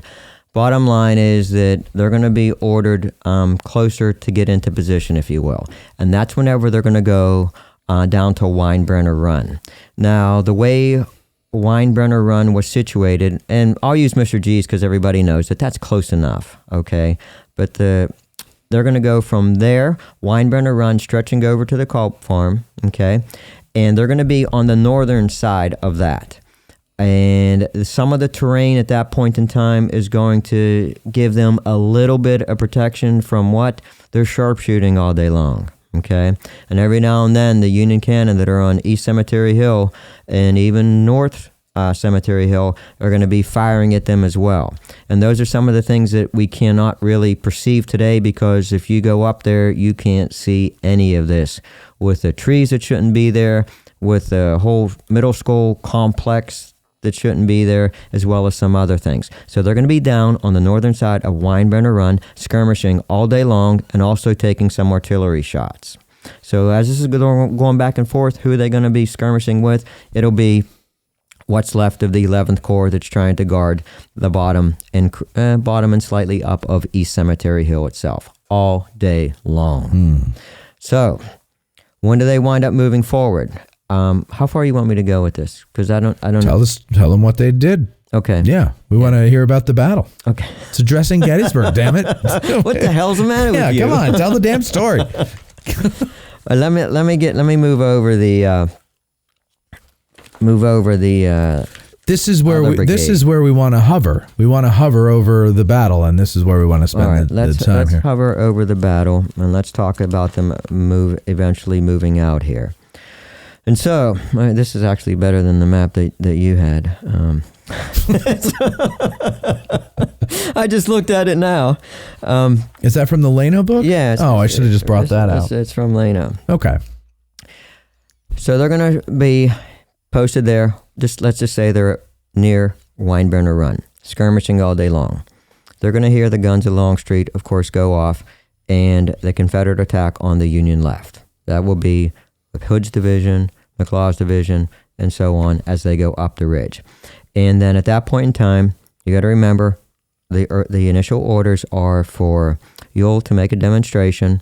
If it looks like it's going good, turn it into an all-out attack. Initially, they're going to wind up having artillery fire, so the artillery fire is going to begin first. Problem with Ewell, and this is a reason why I think General Lee was right. I thought Ewell should have moved back to the other side. Remember the whole idea where Ewell doesn't want to move because they had fought to get that position. Right. And now we're going to give it up. The problem is there's no good artillery platform for the Confederates whatsoever on that side of the battlefield. Right. So what do? They're going to wind up setting up on that little narrow ground of Benner's Hill, where the Union cannons on Cemetery Hill have a bead on them and will decimate Latimer's battalion on Benner's Hill. So they're not going to be there long, but that's going to go on for probably no longer than an hour, maybe a little bit more than an hour. Then after the artillery fire is done, in typical Civil War fashion, what do? You send forward the infantry. And so they're going to wind up Johnson's going to wind up attacking Culp's Hill first.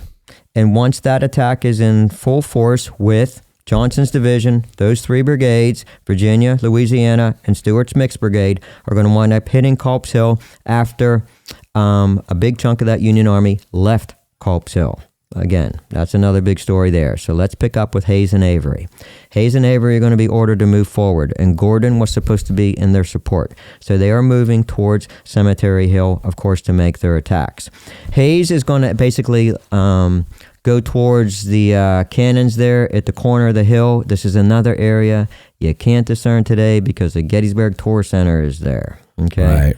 And that parking lot for the hotel. So kind of sad, but a big chunk of the ground that we're talking about here right now, you can't even see it.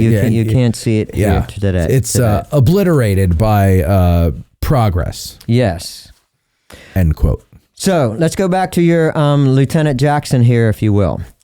And this is going to be part of the attack. So they're going to start moving towards East Cemetery Hill. Now, Hayes being closer to East Cemetery Hill, they're basically going to do kind of a part of their brigade's just going to basically go straight, towards the East Cemetery Hill. The other part's going to do a little wraparound. And then Avery has to do a big wraparound to wind up hitting the other part of East Cemetery Hill. Okay? Mm-hmm. So with that, this is a couple of the quotes that we have here. The 8th Louisiana's Lieutenant Jackson wrote that when Hayes popped up over the ridge, this is going to be from Wineburner Run, okay, the Yankee cannon vomited forth a perfect storm of grape, canister, and shrapnel, but old Harry shouted forward.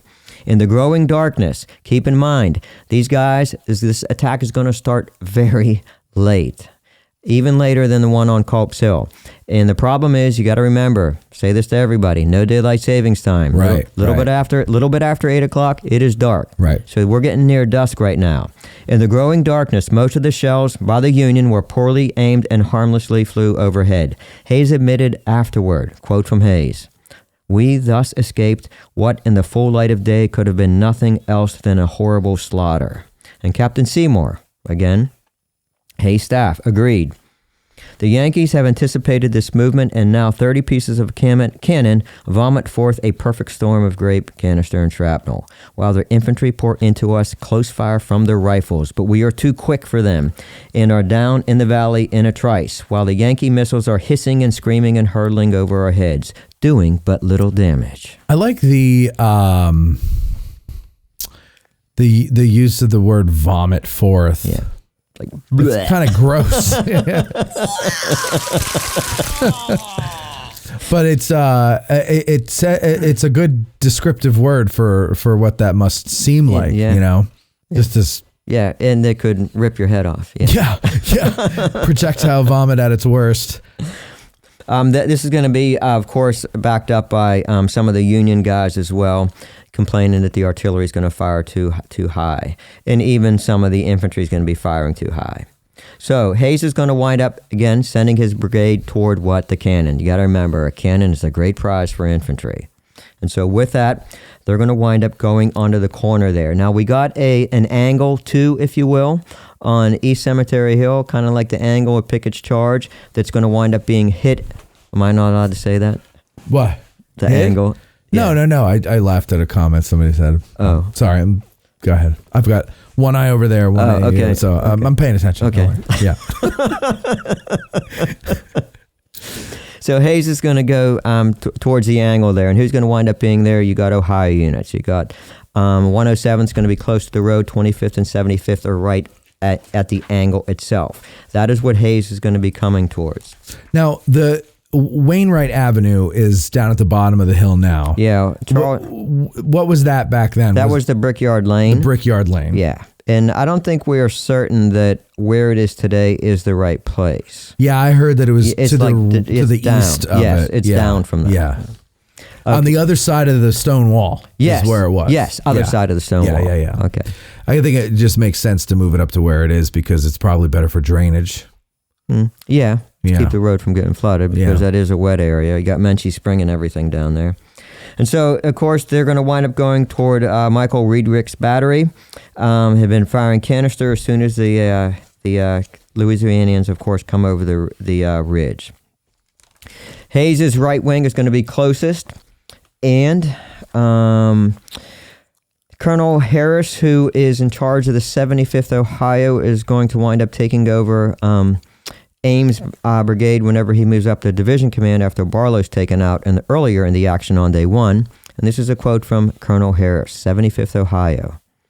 They moved steadily amid the hail of shot and shell and minie ball as though they were on parade, far removed from danger. It was a complete surprise to us. We did not expect this assault as bravely and rapidly made. In fact, we didn't expect any assault. I don't know about that, but that comes from somebody who was there. Another Yankee claimed the attack is going to be sudden and violent. And Hayes is going to wind up hitting the 107th and 25th Ohio, while the center is going to strike the 11th Corps guys who are further down by Brickyard Lane that we just talked about where the stone wall is going to be. Avery was crossing at this time Culp's Farm. Remember, Avery and the North Carolinians did have farther to go. And so, problem for them, they're going to come under the sights of Stevens Battery that is on McKnight's Knoll. close to Culp's Hill there. And they're going to have 6 Napoleons as well and take a big chunk out of that North Carolina Brigade as it joins with Hayes' Louisiana Brigade hitting East Cemetery Hill. By the way, I got that question right on the guide exam. McKnight's Hill. Oh. Yeah. There you go. What is Stevens Knoll? I forget what it was, but the guy who owned it? Yeah. Yeah. Good. Mm-hmm. Well, don't forget it. Didn't help. Go ahead. Okay, so I'm sorry. So Avery's coming across from the Culp farm. Now, again, today you go out there, there's a football field, there's a school, there's all this other stuff, right? A big chunk of that ground is messed up. Yeah, I would say. But when Avery is finally getting, kind of zeroing in on his intended destination, which is East Cemetery Hill, specifically Ricketts cannons. Right. Okay. So he's like basically under, at that point, he's under Stevens's guns. Yes. And so, except whenever the undulations in the ground are going to hide them, which is not always. It's just like when Pickett's charge came across. Sometimes they're going to be able to see them, sometimes they can't. But also remember, in complicating things for the artillery guys, is once you have all the smoke, you are now at dusk. You're getting, of course, darker and darker. So how much can you really see? Right. So by and large, as a whole, I would say that the guns on East Cemetery Hill and even the ones on McKnight's Knoll did not have enough of an effect to stop them. We're going to need, of course, the infantry. Once they get under the guns. Yes. Yeah. But as they're across. Now, there's a patch of woods there today. Was that there then? That big giant patch of wood. I hate that patch of woods. Where it's like there's a gate there. It's like, I don't know, it's like a dump or something. Yeah, I think it's somebody's private property, but it's like you have this section, and if you look on the older maps, that piece of property, just the way it's shaped, there was nothing there but a field at the time of the battle. So there were no woods there. And today you got this massive tree cover that's, my goodness, some of them trees got to be 70 plus feet. Oh yeah. Yeah, for sure. Yeah. So and that's another thing that obscures our view and idea of what everything looked like. East Cemetery Hill, the part that isn't owned by the Park Service, has private or school property right up to it. Yes. I mean, everywhere. Right. And that school property and that private property, like anything, is part of the battlefield. Yeah. So. Yeah. Okay. So, okay. Gotcha. You want to add something there? No. You look like you were going to add something. No, I'm following along the story here. I'm just looking at this part because I have a quote that. Okay. But I'm sure you have it too. Yeah, I have another quote from the 17th Connecticut, who's going to be down there as well. 17th is going to be, so we have Ohio right there at the corner, and then the 17th Connecticut is to the right, moving towards where Avery's going to hit. And this is what the Lieutenant Daniel says in the 17th Connecticut. While the Tigers were coming across the meadow, George Woods and Bill Curtis were sitting down behind the stone wall, right there at the foot of East Cemetery Bill Hill. Curtis? Bill Curtis, that's what it says. Wow. He's old. He's everywhere. Hi, I'm Bill Curtis. Wow. They were sitting behind the stone wall, and you would have supposed that they were shooting at a target. I saw George shoot, take a dead rest, and I heard him say, he won't come any further. Will he, Bill? Then Bill shot.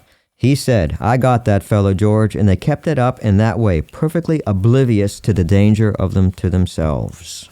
That's amazing, too. The guys that Some can guys humor can do themselves or amuse themselves amid the chaos. That's got to be a defense mechanism. It does, right? because think about this too. And this is another thing that I always talk about here whenever we do the regular tours and stuff. These guys, vast majority, both armies, seasoned veterans. They've been doing this for 2+ years already. Right. And if that's the way some of them handle it, then good for them. Yeah. They're going to have a much better chance of making it all the way through. Amen. I mean, you'd have to think, like, if you've basically come out unscathed, or even if you were scathed a little, but you survived and you can come back and fight, there has to be a point where you're like, you understand the odds of getting hit, and you're just kind of like, look, there's nothing I could do about it. I could hide behind this wall, but my face is still exposed. So, but let's have some fun. Let's have a little fun while we're doing this. Yes. Because it helps. It's got to be. It's a coping mechanism. Yeah, absolutely. Yeah. I wouldn't do that. Pooping my pants would be my coping mechanism. We could have done that first, but eventually get used to it. I guess. I just can't imagine when you read these accounts from these guys. Like, I can't imagine how anybody can get used to it, but obviously they do. Yeah. You know, and that's, I think, also part of the human psyche is you just get used to things. Yeah, human nature is always going to be the same. Is the same as it is today back in 1863. Yep. I would also say that there's a point where you can't handle it anymore. Yeah. And then you have them snapping. Well, right, when they break. Okay, go ahead. All right. I got another one here. We're going to start talking about how they're going to wind up hitting the wall there at the corner of the angle on East Cemetery Hill there. The Tigers are going to wind up hitting at the wall's angle, and then the hand-to-hand fighting is going to be obstinate and bloody. Now, this is going to be from Schuler. Who's Schuler? I forget. Oh, he's from the 107th Ohio. They kept coming up the hill into the flat area in front of our position. Then we opened up our fire on them. Some of them fell, and they came within about 15 feet of our location. Our adjutant asked their captain, "Will you surrender?" "No, sir." So the adjutant shot the captain. Laidley, another guy, of course, with the Union. "We lay behind a stone wall and received them with our bayonet. I was standing behind the wall when they came over. A rebel officer made with me with a revolver and the colors by his side. I had no pistol, nothing but my sword, and just as I was getting ready to strike him, one of our boys run him through the body, and so saved me. There was a good many killed in that way. I never saw such fighting in my life. It was a regular hand-to-hand fight." Yeah, I got one. Go ahead. From the 25th Ohio. Mm-hmm. He recalled that the Confederates put their big feet on the stone wall and went over like deer over the heads of the whole regiment, the grade being steep and the wall not more than 20 inches high. I like that. Their big feet. The big feet, yeah. I saw that one too. I know, it's kind of funny. I think you just read that one. Okay, go ahead. All right, so as of course, the Louisiana Tigers are smashing into the men from the 11th Corps. Eventually, they're going to, of course, wind up falling back, and as they start to fire back, the Tar Heels are going to wind up advancing too, and they're eventually going to start ascending towards the batteries. Remember, the batteries are going to be the target, if you will. And General Howard is going to send an appeal to General Hancock for help. Hancock's on the other side of the hill. He's going to respond by sending Samuel Carroll's brigade over. Now, in Carroll's brigade is the 7th West Virginia. Is that not true? Yes, it is. Courtney, you want to see? Courtney's from West Virginia. You want to talk about your boys? Yeah. Huge unsung heroes. I mean, I know it wasn't a full breakthrough on July 2nd, but talk about getting close, on the most important ground on the battlefield. These guys were largely where I am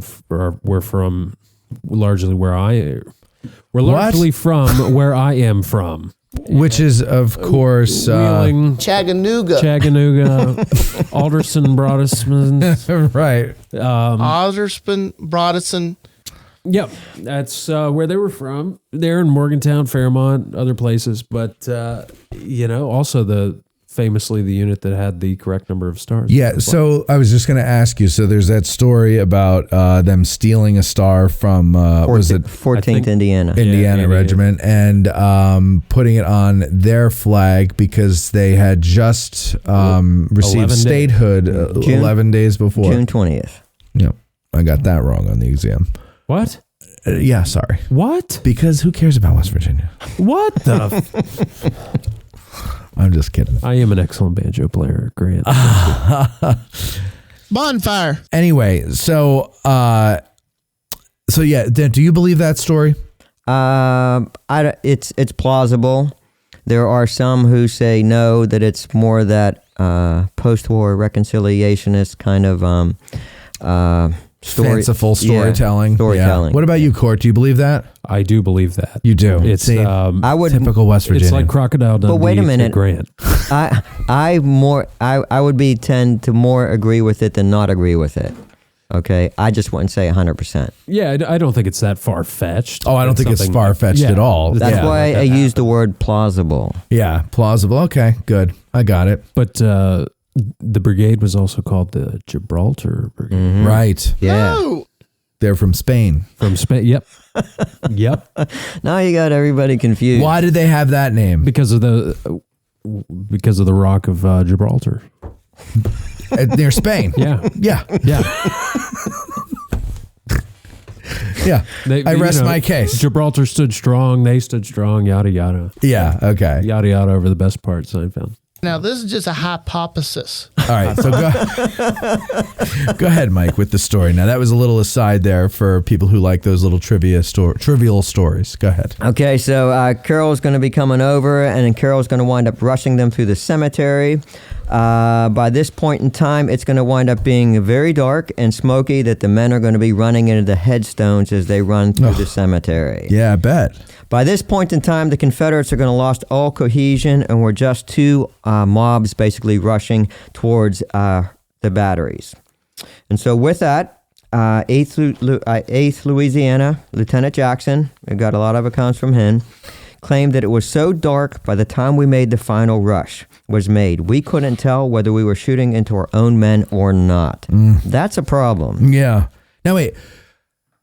Carroll's brigade arrives before or after the incident with Weidrich's battery? Carroll's brigade, I know I was kind of curious to that as well, as why they have this account. I would say they're not here yet.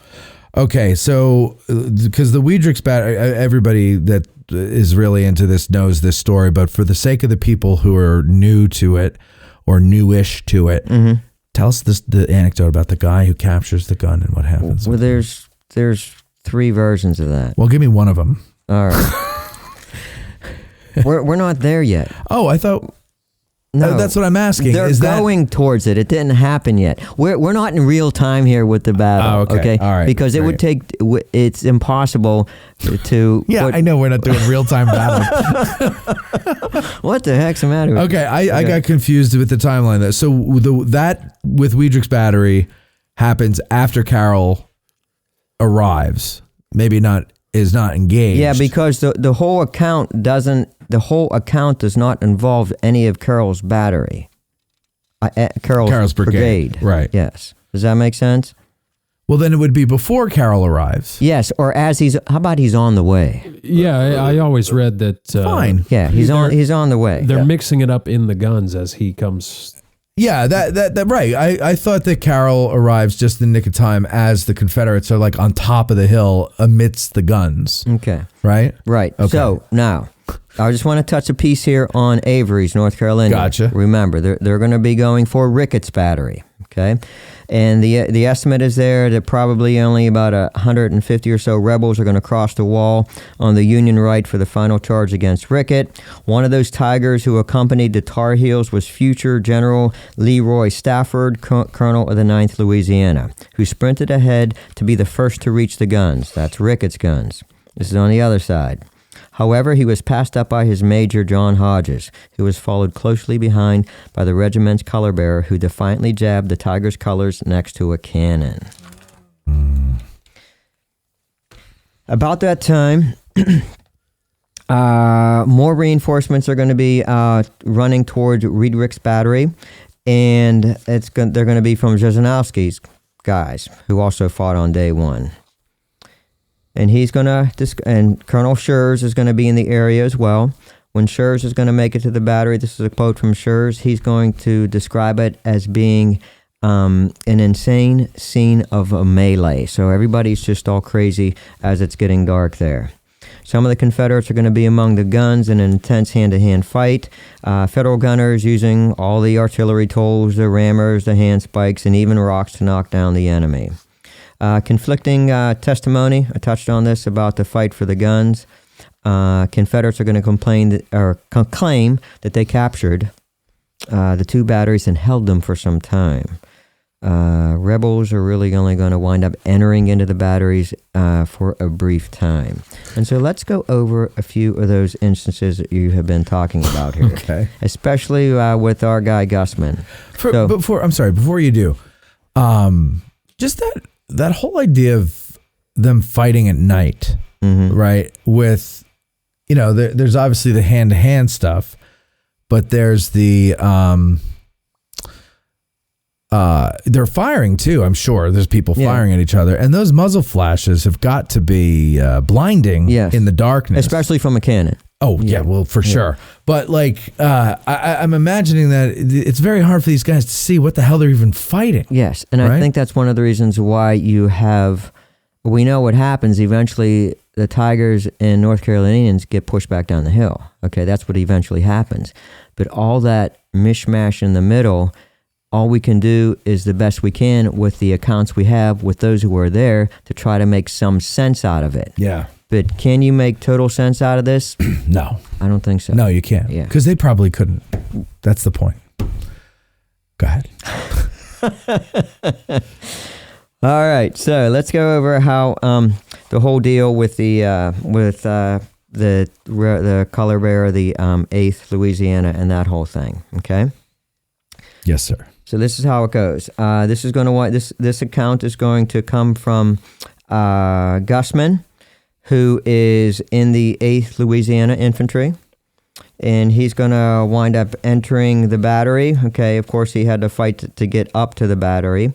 So him and Jackson's going to write about this too, that Gusman is going to wind up being wounded, and then our colors lost. And what actually happens is a lot more interesting. And Gusman enters the battery. He waves it over the captured gun. This is Michael Weidrich's battery, okay? And so Lieutenant Young of the 107th Ohio is going to say that the rebels were yelling like demons around the cannon when Sergeant Nussbaum is going to point out to him a rebel surrounded by a small group of men waving the flag, okay? So that would have been Gusman with the 8th Louisiana. Young orders his Buckeyes to fire on the flag. Gusman's going to fall to one knee, still clutching the flag, and the other Tigers ran away. Young is going to write, I ran forward. This is one version. I ran forward, revolver in hand, shot down the rebel color bearer, 8th Louisiana Tiger Regiment, as it proved to be by the inscription on the vile rag, and sprang for the colors at the same time. A rebel, seeing his comrade fall, sprang forward and caught them, but fell to the ground, where I wrestled them from him.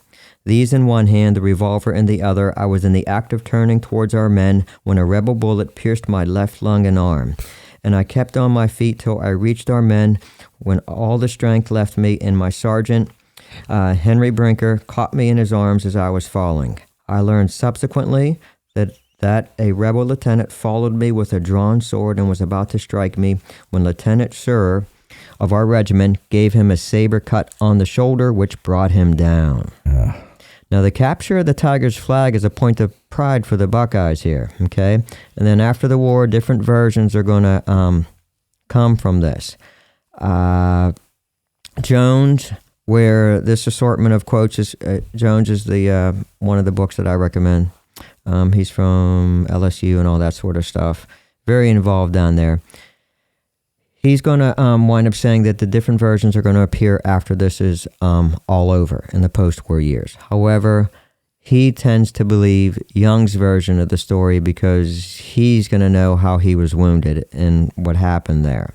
So there are some other versions. Another version is whenever they're going to wind up having the dedication of Weidrich's Battery Monument. And Sergeant Smith of that battery is going to say that one rebel planted his colors on one of the lunettes in the first section and demanded the surrender of the gun. He was promptly knocked down with a handspike and the flag captured. That implies that Weidrich's artillerymen captured the flag. Okay, so already we got things askew here. Right. And then let's take another one from the all the other evidence shows it's the 107th Ohio who captured the 8th Louisiana Infantry flag because they were there in the Weidrich's battery. And still another version of the incident is going to come from Sergeant Nussbaum, also in the 107th. This is what he says. I noticed the color bearer of the 8th Louisiana Tigers waving his flag near the battery and the color guards massing around him on both sides. I called to the attention of Adjutant Young to this demonstration, and there being about 7 of us, we all at once, by command of the adjutant, fired a volley and advanced toward them, scattering the color guards in every direction. The color bearer, being severely wounded, dropped to one knee, holding his flag with such a firm grip that the Adjutant Young, who was trying to wrench it from him, could not do it. The color bearer had a large Navy revolver in his right hand. I saw him pull the trigger and shoot the adjutant through the shoulder blade, and the adjutant in turn planted his saber in the color bearer's breast. The color bearer held onto the flag and the saber with a firm grip until he dropped over dead, never loosening his grasp until he drew his last breath. Brutal stuff. Brutal stuff here. Yeah. Now it goes on. Okay. We're still quoting here. We made a quick examination of the color bearer's body and found 7 bullet holes through him. We also examined the contents of his canteen, which being nearly full, contained whiskey and gunpowder, which we judged accounted for his desperate bravery. And I like this next part too, because it kind of goes to the whole idea of the Louisiana Tigers and stealing crap all the time. Right. Well, I'll keep going here. I took his knapsack, which was a very neat one, made of leather with a goatskin cover, and which contained a single biscuit, just lately baked and still being warm. Being minus my own knapsack, I carried it a while, but my comrades made so much fun of me that I threw it away, an act which I have been sorry for ever since. Yeah, it sounds like a nice bag. Yeah, it was. It was a pretty bag. Yeah. They probably called it a purse. Nice purse. So I like these kind of stories with the soldier, and it kind of shows you how, we're all human. We all have these interactions. How about this one here, though? Let's see. Although Hayes did not mention it in his report, that is, hand-to-hand combat erupted around the guns of Weidrich's battery. One of Hayes's men threw himself at the muzzle of one of the guns, exclaiming, "I take command of this gun." A German artilleryman yelled, "Du sollst sie haben," and pulled a lanyard, blowing away the Confederate soldier. Yes. The Federal infantry and artillerymen fought with bayonets, club muskets, pistols, rammers, rocks. Particularly, we said that already. I love that story. Yeah. I skipped over it because I couldn't say it in German. Well, that's okay. While you were telling the other stories, I was saying it in my head. How am I going to say this? How do I say Du sollst sie haben? I don't know. We got to get Ralph to do it. Yeah. But that story, though, I cannot. First of all, he had to be drinking whiskey and gunpowder to stand right in front of the muzzle. And say something like that. Yeah. Just kill the guy and then tell him you took his gun. Yeah. Yeah. So now Carroll's brigade's going to wind up arriving. So that was all going on, and for the moment, Weidrich's and Avery's guys are going to wind up taking part of Ricketts' battery.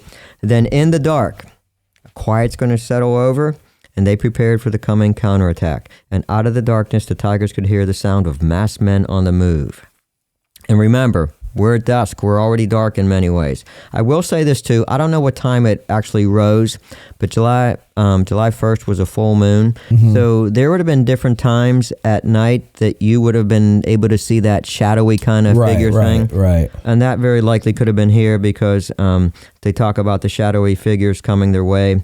Hayes was not certain, and this is a key here. Hayes was not certain if it was his own men or the enemy, because another thing that Harry Hayes was told is that Rhodes is supposed to be coming up on your right front. Okay? Right. Rhodes never attacks.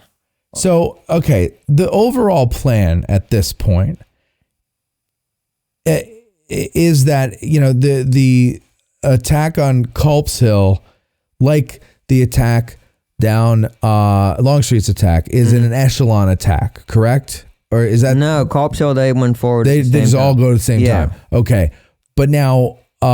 they're already fighting at this point. Is that right? Oh, yes. So, right. So, because the Johnson's division attacks Culp's Hill before Hayes and Avery move towards East Cemetery Hill. Okay. And then, and that's supposed to continue around to where Rhodes is. Yes. Which he's a little to the west on the other side of Cemetery Hill. where Colt Park is today, basically, right? Yes. At that point, he's right along Long Lane. Yeah. Yes. And so who's coordinating this? Because Rhodes, I think it all goes back to it's supposed to be Ewell, right? Well, That's what I mean. But Ewell's order was a demonstration. Turn it into an all-out attack if it looks Right. good. So why is Rhodes not moving?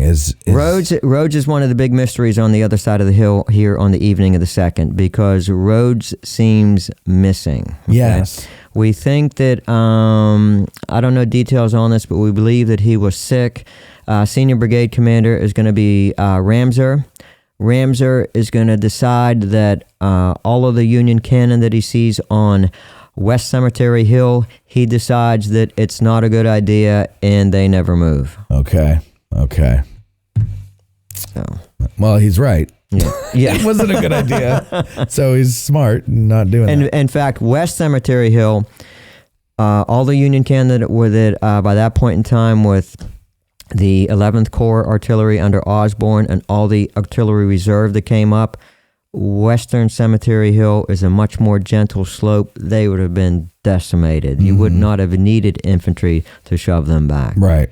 So Yeah. All right. So but you were getting to the point where that Hayes sees Carroll's brigade and thinks it's his relief. he wasn't sure. Right. Okay. So in what's going to wind up happening, he was told that that Rhodes' division might come up on his right, and he thought that maybe those figures could be it. But whenever the Yankees started firing volleys into them, he gets the message here. And then he's also going to be able to see that between the flashes of the light that there is another line behind them. And at that point, he could see that he's clearly outnumbered, and they're going to fall back down the hill. And he's going to have a general withdrawal of the Tigers. Smart move. Now he withdraws them, I think, behind a stone wall first, and then Yeah, it's not going to be all at one time. Right. But eventually they're going to wind up going back to where they were. back to where they started. Yeah. Now when he gets back there and he sees Gordon's men are right where they left him. He was very upset. Yes. Okay. Hayes is going to be very upset. And it's going to wind up being that Early is the one that holds Gordon back. It's not Gordon's fault. Early, his division commander, didn't send him forward. Well, was he led to believe that he would be supported by Yes. Gordon? That was part of the plan. Yeah. That was part of the plan. So do However, we know why Early didn't? I think the reason why Early didn't is because he did not see enough that he thought it would be successful, and it would be a waste to sacrifice another brigade. Can you imagine that? You're part of a brigade that's being sacrificed. Yeah, so Early doesn't send for Hayes and tell him to withdraw. Hayes has to come up with that on his own. Yeah, well, and yeah. Early basically is just like, well, lost one of them or lost two of them. I'm not going to do another. Yeah, that's messed up. But I guess that's one of the things with war. Yeah. Huh. Okay. So they go back. He's pissed off. It's getting to bedtime, I guess, right? It's well past bed. But I would say by the time that they are out of harm's way, we are well after 9 o'clock. And that's pretty much it for them for the night? Yes. All right. And then next day is... Other than your typical, once you have your battle line, you have your skirmishers out. Right. Okay. I will say this, and this is something that's often overlooked with the whole Cemetery Hill situation. Remember, Cemetery Hill is the whole focal point for the defense of the Union Army. They build a battle line around it. And the Confederates come right up to that in and around the town. So your skirmishers are skirmishing the entire time. All right. Yeah. And if you think about this, and I'm going to use because it's in my head right now. One of the brigades that's going to be along Long Lane is going to be Thomas's Georgians. Thomas's Georgians were never involved in any major action. They were just skirmishing, and they had 22% casualties in their brigade just from skirmishing for that almost 3 days. Well, effectively goes into the fourth. You could say 3 days. Mm-hmm. So. Okay, so July 3rd, another big exciting day. Yes, it is. Morning fighting on Culp's Hill. And with the other Louisiana brigade. Right. And then, of course, Pickett's charge and some cavalry action all over the place and everything like that. Yeah, it's everywhere. What's going on, though, for Hayes? Is he getting into any of this fun? Yes, or they're holding where they are. They're holding where they are. That's it. Which is near the edge of town, the southeast quadrant of the town. And then July 4th, everybody kind of pulls back to Seminary Ridge. Mm-hmm. So they abandon the town. Yes. But there's still a little bit of fighting going on there. There's still skirmishing going on. Skirmishing goes on. Actually, skirmishing goes on in some places until the 5th, if I'm not mistaken. Okay. Until they fully get out of that area. Thank you, Matthew Gillespie, for the super chat saying, help Matt pay for dinner. So Another West Virginian. Another West Virginian. The West Virginians are the good ones. Very generous. Very generous. So are non-West Virginians, of course. Anyway. So the Battle of Gettysburg is over for the Louisiana Tigers of Hayes's brigade. How's that? Yes. Okay, because they're not they are a brigade of the Louisiana Tigers. I'm just thinking about this like out loud. I'm wondering how many people are like going to take issue with that.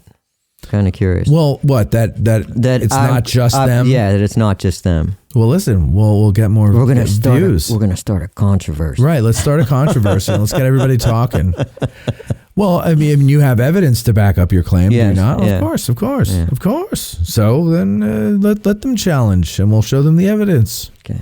All right. So what then we'll do now, or what we'll do now then? What we'll do next is I don't know. We're going to take a break is what we're going to do. All right. And when we come back from the break, we're going to ask your kind indulgence by calling in 717-420-1978. We'll be right back after these words. We'd love to hear your thoughts on today's topic. 717-420-1978. See you in a sec. Sing it as we used to sing it, 50,000 strong, while we were marching through Georgia. Hurrah, hurrah, we bring the jubilee. At Digital History Pioneers Foundation, we are about grassroots history on digital platforms. That means we are about podcasters, documentarians, YouTubers, and even TikTokers. All of these creators are out there trying to share their love of history with the public. They don't need ideas, they need funding, both from viewers and corporate donors. DH Pioneer's initial funding focus is on the Civil War era, with a special emphasis on the Addressing Gettysburg podcast. So be a vital part of the unique content Addressing Gettysburg has in store by donating at dhpioneers.com and help bring your love of history to the people. Digital History Pioneers is an IRS Section 501c3 approved charitable corporation that makes any donation tax deductible to the fullest extent of the law. The Gettysburg Museum of History, located right here in the center of Gettysburg, PA. Owner and curator Eric Dorr grew up here and has spent his life collecting and preserving history through artifacts ranging from the Civil War, the Battle of Gettysburg, World War II, presidential items, pop culture, and more. His museum is free and open to visitors Wednesday through Sunday, 11 to 5 p.m., where you can stop by and immerse yourself in some of the most amazing artifacts that you would never believe exist in the middle of Gettysburg. If you're a fan of Band of Brothers and Everything Easy Company, you'll love his exhibit featuring the Dick Winters collection and artifacts from D-Day. You can even own your own piece of history by buying one of the many relics they have for sale in the museum and on the website gettysburgmuseumofhistory.com. The Gettysburg Museum of History is a non-profit 501c3 organization with a foundation that allows all purchases and donations to keep the museum operating and open free of charge.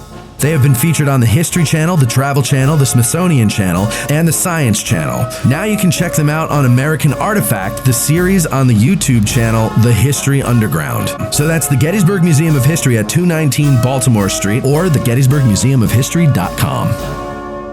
Who can forget the sounds of the 60s? The 1860s.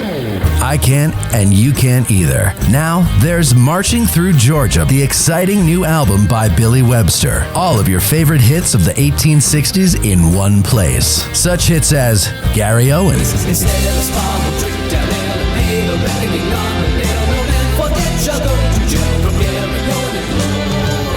The Battle Hymn of the Republic,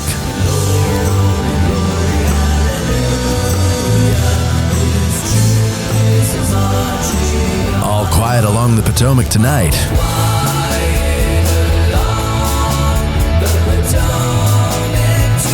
marching through Georgia, while we were marching through Georgia.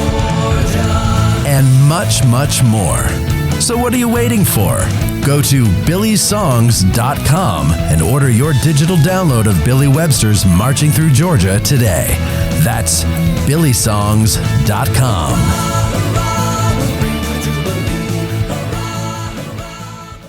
Seminary Ridge Museum and Education Center, Gettysburg's premier museum, is housed in the historic Lutheran Seminary building constructed in 1832, a witness to the first day of battle. The museum's 3 floors of exhibits connect visitors to the dilemmas that led to the Civil War, provide a powerful and personal view of the battle's first day, and explore one of the battlefield's largest hospitals. No visit to Seminary Ridge Museum and Education Center is complete without a guided tour of the building's famous cupola, where on the eve of battle, officers and civilians saw thousands of Confederate soldiers' campfires burning to the west, and Brigadier General John Buford watched for vital federal reinforcements as fighting erupted on the morning of July 1st. Today, you can stand where Buford stood and discover how this view helped chart the course of the Battle of Gettysburg. Your trip to Gettysburg is not complete without a serious visit to Seminary Ridge Museum and Education Center, Gettysburg's premier museum. Purchase tickets online at seminaryridgemuseum.org or call 717-339-1300. To get tickets or a cupola tour, listeners may call or walk in and mention addressing Gettysburg, or by ordering online using the promo code AG1863 for 20% off. Seminary Ridge Museum and Education Center.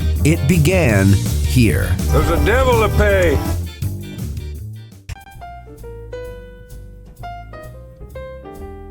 When you're dragging ass out of bed and the hair's mussed up on your head, you picture the 20th Maine and you're happy once again. Fight the battle against being slow with little ground top, bro. When you're dragging ass out of bed, the hair's mussed up on your head. You picture the 20th Maine, and you're happy once again.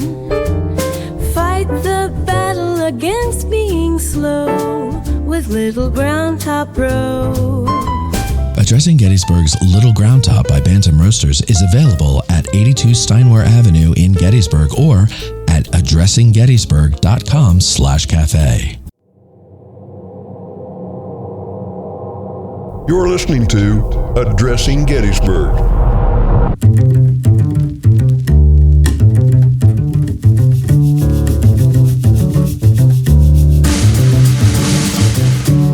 Where are you going to be, Mike, June 13th through the 18th this year?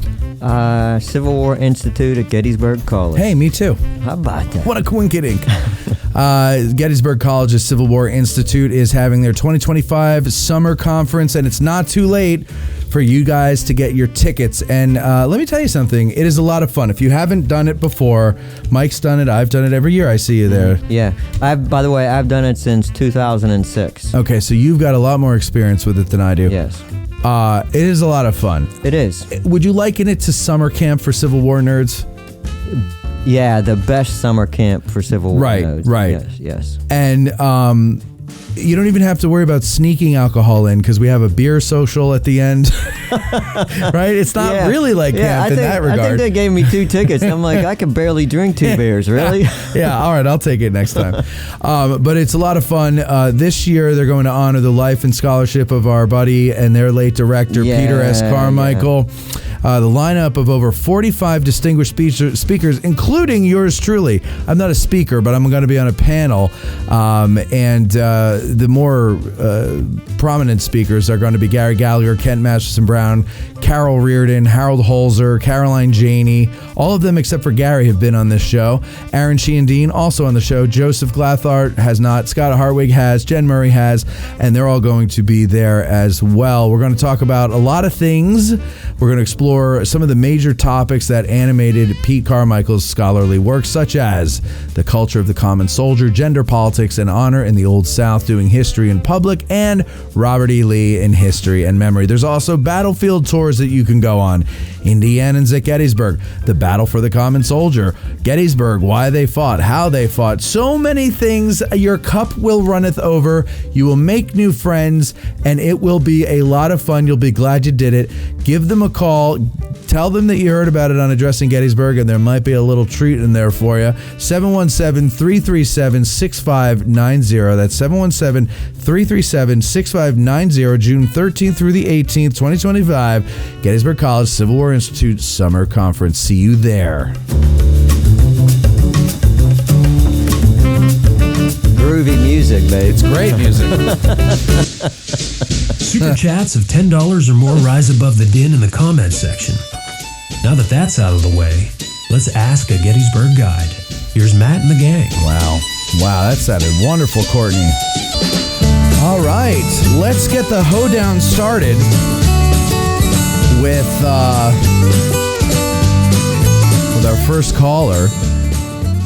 We don't have a name there, but we got 970. You're on the air, sir or madam. Oh, it's well, this six is questions. Oh my goodness, here we go. How you doing, Mikey? 6 questions, let's. If you want to join Mikey on the phone, by the way, it's 717-420-1978. Go ahead. Yeah. Well, thank you, Mike, for doing this episode. Very much appreciated. Very welcome. I have a question. The Louisiana Tigers, did they have, well, I have to be generous to everyone else's time, too. I mean, I got to limit myself here. That's true. That's true. Go ahead. But did the Louisiana Tigers have a sharpshooter detachment with them, or did they have sharpshooters with them? Because I noticed there on Baltimore Street, around Mr. G's, that's where most commonly their skirmishers and their sharpshooters are located. Yeah. So did they have a sharpshooter detachment? I would say, I don't think, and this goes for Lee's whole army, they really didn't start to organize sharpshooters. It was done initially at by the Gettysburg, like at a division level, where you would take your best shots and you send them up. But it's not like an organized, like we know the 1st and 2nd U.S. sharpshooters and how they're divided up into those companies from the states. It wasn't organized like that until much later. I would say the whole idea with them being on the skirmish line, effectively, if you're on the skirmish line, you're going to be a sharpshooter, at least hopefully good at shooting, because you're going to be trying to take off somebody who's doing the same thing against you, 400, maybe as far as 500 yards away. So, but that's on the other side too. So there were no sharpshooters down on the Union part, on that part of East Cemetery Hill and North Cemetery Hill, facing off with Hayes men who were on the southeastern edge of town. Mm-hmm. That's the way I would make sense of it. One of the least understood portions of this battle is that skirmishing that happens all the way around that Cemetery Hill area from the west side to the east side. But I think looking at like Mr. G's and looking at the bullet holes in Mr. G's, it's understandable that the skirmishing is happening and people are shooting at each other in that area, and among them the Louisiana Tigers. Yeah, no organized units that I know of or had come across when I was gathering stuff for this, so I would say no organized units, but certainly your best shots are going to tend to be, on the skirmish duty. So I can add something I think that might help Mike. Go ahead. Both Mikes, Mike squared, and the Tiger rifles were initially called the Tiger rifles because they used the model 1841 quote-unquote Mississippi rifle. Yeah, which is very popular sharpshooter rifle that's going to be used by the Confederates. Yeah, it's a very capable gun, very capable. And most of Hayes' brigade really used like smoothbores and conversion muskets and stuff. So like if you're stacking a Model 41 up against a gun like that, you can really reach out and touch something. Yeah. That it, Mikey? I've got one more thing. One of my favorite stories of the war actually comes from the Louisiana Tigers, and it actually features Stonewall Jackson. This is during the Valley Campaign, and at one point during the Valley Campaign, and I don't know, this is I think this came from Richard Taylor. Basically what happened is at one point, some groups of soldiers of the Louisiana Tigers start breaking out and dancing. Now, Stonewall Jackson, being the very pious, devout man and not really all that much into dancing, looks out on them and says, "Awful silly men to do serious work." Stonewall Jackson, another West Virginia. I like the quote. Mike, I don't know how you remember all this stuff, but he does, and that's why he passed the guide exam. God bless him. God bless him indeed. God help me. All right, Mikey, thank you very much Have a good night, guys. for the call. Hey. You're welcome. Okay, so what I'm going to do, there's other people in the call queue, but I'm going to do a phone call and then a written question. One thing to the Mississippi Rifle. Go ahead. Yeah, that is 100% true. And remember when I talked about how whenever Wheat's, that one company in Wheat's battalion that's going to wind up getting the fancy Zouave uniforms with the blue and white striped pants. Also, that guy Richards is going to buy everyone in that company the Mississippi Rifle. Oh, so, wow. Okay. That's one of the things that's actually documented, which is kind of cool. And by the way, the Mississippi Rifle did not have a bayonet lug, so that's why they were issued the Bowie knives as well. Oh, okay. Oof. So Grizzly. Ashley Nemec says, I'm very excited for this episode. Over the summer, I read The Colors of Courage by Margaret Crichton. There were a lot of stories about how the reputation of the Louisiana Tigers preceded them, including one about a young woman who ended up flirting with one and was surprised when it came up that he was one. Anyway, my question is, where did the reputation and lore of the Louisiana Tigers originate? What made them so scary to Northern citizen compared to the Confederates in general? So just a refresher there. It started all the way at Camp Moore, where these guys signed up to join the various regiments, companies, battalions. They're sent to Camp Moore. They have the training. That's whenever this whole thing about stealing, because you got to remember where they're recruited from. All right, the lowest scrappings of the Mississippi. That's where these guys are. Right. A lot of them are Irishmen who are used to fighting and drinking. It's part of their way of life, if you will. Yeah. To say nothing of stealing. And so by the time they get to Richmond, the same thing's going to continue. Maybe a little more control now that you have commanders who are going to be willing to deal with them. And then in battle, they have proven themselves again and again and again. All right. Let's go here to Nicholas on the phone. Nicholas sent in a written question, so I'm going to cross that off because he's calling in now. But Nicholas, you're on the air, sir. Hey, how we doing, guys? Good. How are you doing? Hello.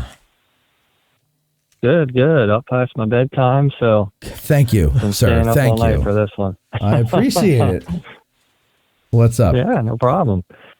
Okay, so I just wanted to thanks, Mike, for bringing up the story of Adjutant Peter Young and the 107th Ohio. That was his question. My great-great-great-grandfather No way. was part of that regiment. So, Excellent. I love it. I love it. I'm envious of you, by the way, buddy. So he was wounded at Chancellorsville during Jackson's flank attack. So he wasn't at Gettysburg. But of course, there's a special place in my heart for the regiment and for Peter Young. And I've been doing a lot of research on the guy. And the main thing for me is I just can't understand how this guy did not get the Medal of Honor, because if you read all the accounts, it almost sounds like not only did he save his regiment's flag, but he also captured the flag of the enemy, Louisiana, which I just think is tremendous. Yeah. And the main reason I wanted to call in is because I actually have an article from the Cleveland Daily Herald from July 23rd, 1863, that talks a little bit about it and about Captain Young. You have an excerpt there? Yeah. So it was actually believed, it says, we were rejoiced and surprised today to meet Adjutant Peter Young of the 107th, whom we had mourned as dead. The report having reached the city that he was mortally wounded at the Battle of Gettysburg. So he's presumed dead, and I've actually talked to some of his family members through Ancestry.com trying to get a little more of the backstory on him. And they shared a couple of letters with me, and it was apparently he had to find his own way home after the battle. Wow. So, he must have just turned up, these 20 days after the battle when everybody thought he was dead, which I just think is, that's got to be the coolest thing ever, to walk into your hometown when everybody thinks you're dead and show up, right? Yeah. I love it. Very, very good stuff. Yeah. So it goes on to say, and I think when the argument comes over who actually captured that flag, it's actually mentioned in this article, that whole story of how he captured the flag that you referred to earlier. Mm-hmm. So that's as early as July 23rd that they're talking about it. And it's pretty much the same story that he'll give to Batchelder in 1867, and kind of matches up with all the other stories as well. Matches up in its contemporary accounts, which is everything. Right. Yeah, everything. Yeah. Yeah. Yeah. So I was really happy to find that article. And like I said, I've been doing a lot of research on this guy, just trying to find out as much as possible as I can. Like I said, I can't believe that this story isn't more told. Mm-hmm. And it's kind of one of those, in my opinion, for Gettysburg, it's kind of like the greatest story never told. Yeah. To not only save your regiment's flag, but to capture one as well. But maybe that's just another, he's another victim of being German and part of the 11th Corps. Mm. Yeah, it is. It's kind of cool that, and whenever you're part of the cool things about research, you're obviously finding this out, is whenever you can start to make these connections, and then you got people who have more information, and then contemporary accounts with letters and that sort of thing to learn even more about the whole ancestor thing, which brings it that much closer to reality. Yeah. It's all part of who we are. Yeah, it connects you to the past and everything. Yeah. Nick, thank you very much for staying up past your bedtime with us and and contributing the question, sir. Yeah, and just one last thing about it was, they're still looking for that flag to this day. Yeah. By the way, you tell me if you feel the same way. That one that they said is the 8th Louisiana flag looks like that it was drawn by an artist who worked for Disney in the 1930s or 40s. It's ridiculous. I can't believe that they actually give it credence. What? So. There was he knows what I'm some talking guy about. from the New York's Cayuga County Historical Society that he had wrote to the governor of Louisiana at the time, Sam Houston Jones, and he informed this Jones that they had the flag, but this was on December 8th of 1941, the day after Pearl Harbor. And so they say after that, it kind of just got forgotten about, and nobody's ever been able to go back to that information and see if there was, to put any lead on that. Yeah. So that lead kind of just died out because of the war. Yeah, but okay, so the one I'm referring to is the one they actually, there's a picture of that's out there. Do you know that one? But it doesn't have the 8th Louisiana. No, it doesn't, and it looks like it's something from that time period, like the 30s or 40s. Louisiana Tigers on the right-hand side. Yeah, which could have been something that maybe one of the veterans units did at one point in time. But you got to remember something: these Tigers are going to be in Lee's Army of Northern Virginia. Lee's battle flags are that traditional 4-foot by 4-foot square of the St. Andrew's Cross, as you call it, with the other stuff. Sometimes you got letters and numbers on it, and sometimes you don't. But it would be that style of flag, not what is in that picture. Right, I agree with you. Okay, good.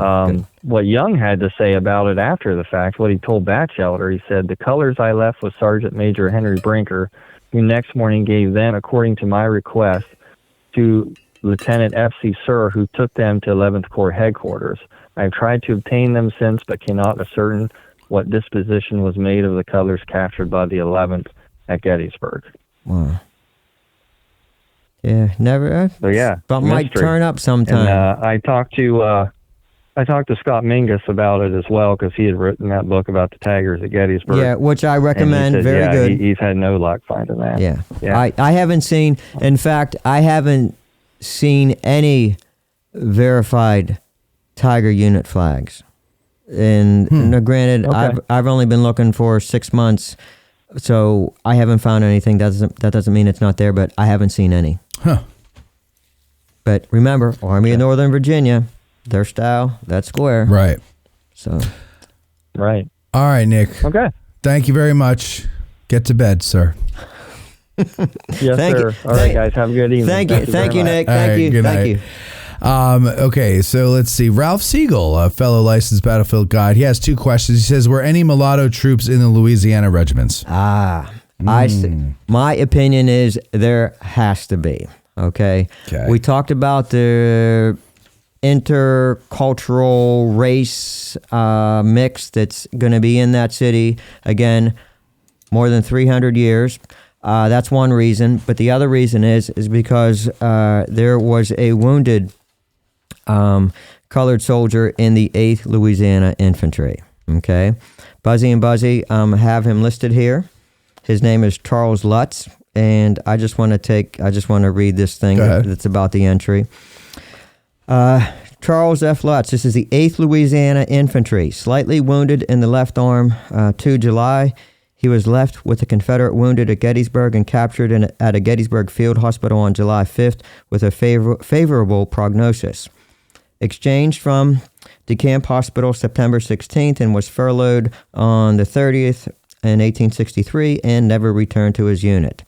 This single 20-year-old tanner from, can't say the town, born in St. Landry's Parish, Louisiana in 1842, was a free man of color of mixed ancestry. He enlisted June 23rd of 61 at Camp Moore, was present at 1st Manassas, Gaines Mill, 1st Fredericksburg. He's captured at 2nd Fredericksburg, and on the 3rd of... he's captured at 2nd Fredericksburg on the 3rd of May, 1863, and he's also present at 2nd Winchester. So the key there, free man of color, and you got to remember, down in the South, especially Louisiana area, you're going to have free blacks, and you're also going to have slaves, and some of those free blacks were slave owners themselves. Mm-hmm. And then, of course, a lot of the free, they had to be in these units. They had because they came from the same area. And so that whole melting pot of all those cultures, all those races, and you have, granted, you only got one definitive one here of the whole mixed ancestry thing, but I would say there has to be more. So Probably, yeah. yeah, statistically. Yeah. It's their home too. Mm-hmm. Okay. His second question was, is it still necessary to flush the transmission every 100,000 miles on Honda hybrids? If you're going to keep the vehicle, yes, I would recommend you do that. All right. Thank you, Ralph. Great question, Ralph. Let's see. Dick Fitzwell on the phone. Oh, he got me. Richard Grant, you're on the air. Grant, go ahead. Richard here. Come on. Here it's well past everybody's bedtime, Grant. Let's go. That's a bright, sunny day for me. I don't know what you're talking about. Because you're in Australia, Grant. Come on, please. For the love of God. We're all tired and hungry. Yes, sir. I have to say the previous call for Nicholas was very cool, very interesting. Yeah, it I really was. liked that one. Yeah, it was. I didn't have to interrupt It it. was much better than the first. That first call, he was no good, though. Oh, 6 questions. You don't like him, huh? You no fan? Oh, no. All right, Grant. Grant, Jesus. What do you want, Grant? What's the question you have? And Mike, for Mike, is your back okay? It must be sore. My background, what? Is your back... I know, he's got that weird accent. It's hard to understand. He said, is your back okay? Is Mike it must okay? be... Well, I got it. Yeah, I know what he's going to say. Yeah. Is your He's back kind of carrying the show. Let me finish. You ruined the joke. Is your back okay? It must Well, be. that's usually your role. Is your back okay? It's ruining. He said, "Is your back okay? It must be move on. sore." Because you're carrying the show. Well, thank you. I'm going to take that as a compliment. Thank you. And I'm going to take that as an opportunity to hang up on Grant. Go ahead, Grant. What? My serious question. Is there any evidence of Hayes, the commander, drinking in battle, or was his reputation as a heavy drinker like a camp thing? Good question. I would say, being that he does a pretty good job with his brigade, I would say it's going to be more of a camp thing when there's no danger of having to move his brigade into a battle. It just, would make sense, because once you do the drinking, especially the way they did with whiskey, I don't think it takes too much for you to be off your rocker. Yeah. And so, being that he does perform so well, and he does get the accolades or the comments from his higher commanders, I would say certainly was sober during battle. At least that's the way I perceive it to be. All right. Anything else, Grant? Yeah, I just think when I've done a lot of reading about the battle, the war, and all that, you hear about these commanders drinking in battle. Not many, but some. Mm-hmm. And I just can't understand how they could possibly do it. They're out in the sun all day, not much water. Yeah. It must affect your decision making, and certainly your mental side of everything. Yeah. It's a really good point. I think that about heavy drinkers today.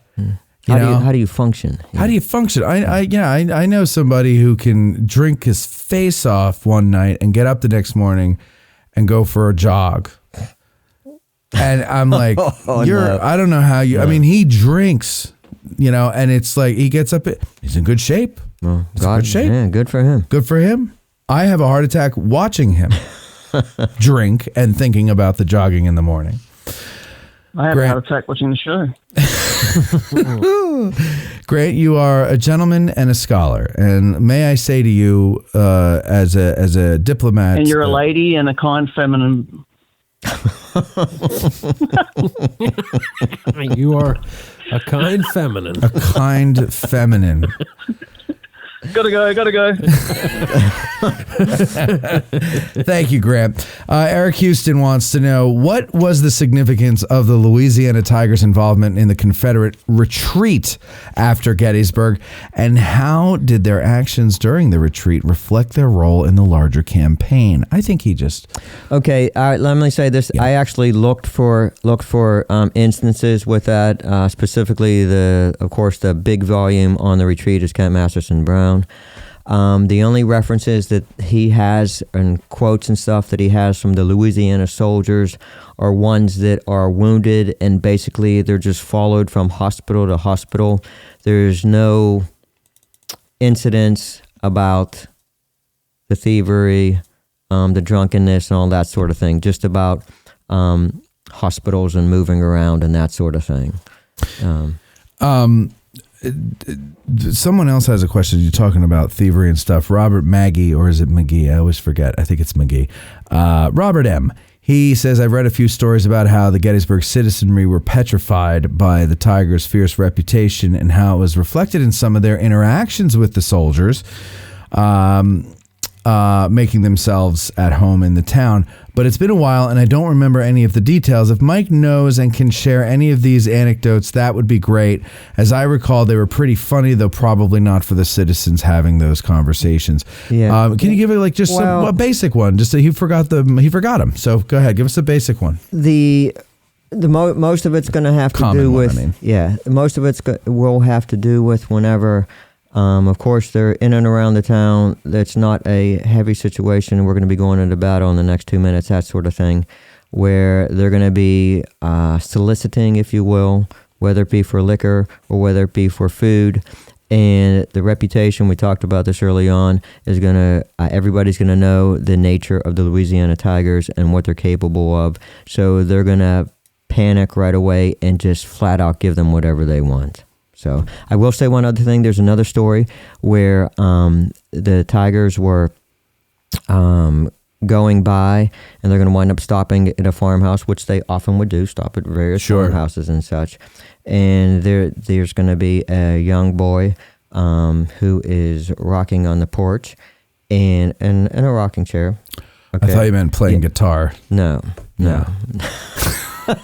He is about to rock off of the porch, and the Louisiana Tigers are going to break ranks to get over there and catch that boy from falling off of the porch. So again, there is a human side to this as well. They're not total, idiots the whole time. Yeah, they're not cruel to children. No. Just in fact, they're gonna. There's another one where they're gonna make friends with them and that sort of thing, about being buddy and stuff. And he gave that one girl. One of them gave the girl that the jaw harp and all that kind of stuff, little trinkets and stuff. Yeah, they're probably stolen, but still. Yeah. There's a story of I forget which kid it is, but he sees this is on June 26th. I guess these would be Gordon's men, though, so it's not the Louisiana Tigers. Where are they? Petey Winter's candy store, and they come out with their hats brimming with candy, and one of them sees this little kid, kind of looking with lust in his eyes for the candy, and he gets them, lets them have a handful of them and stuff. But that was Gordon's Brigade. That wasn't so. Sorry, I'm so sorry, everybody. I am so sorry.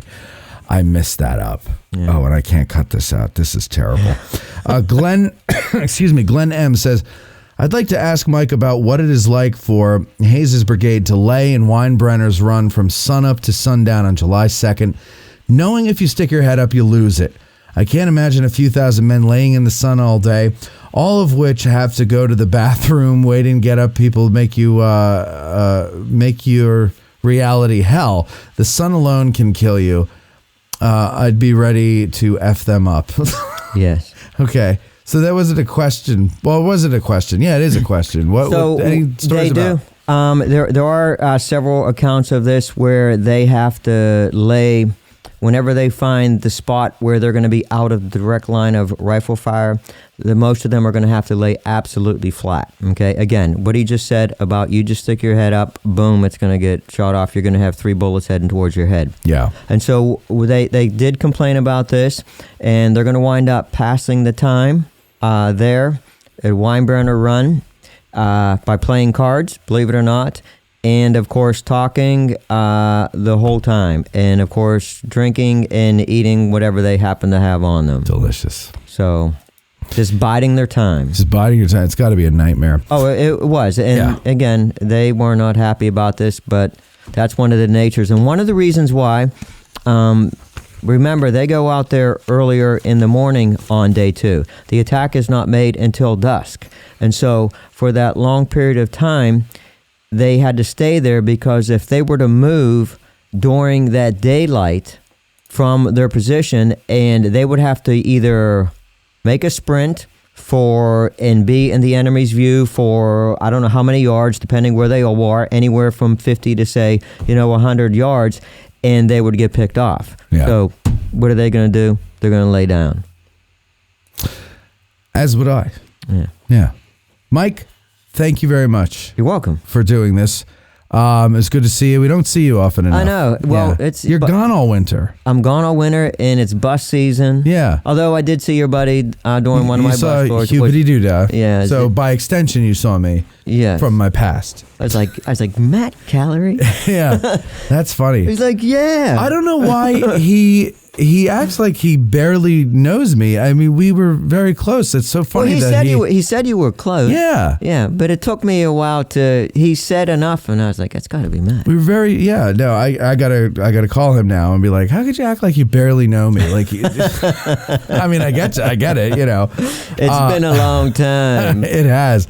Listen, thank you everybody for watching. We got a lot of views tonight. That's great. Thank you so much for that.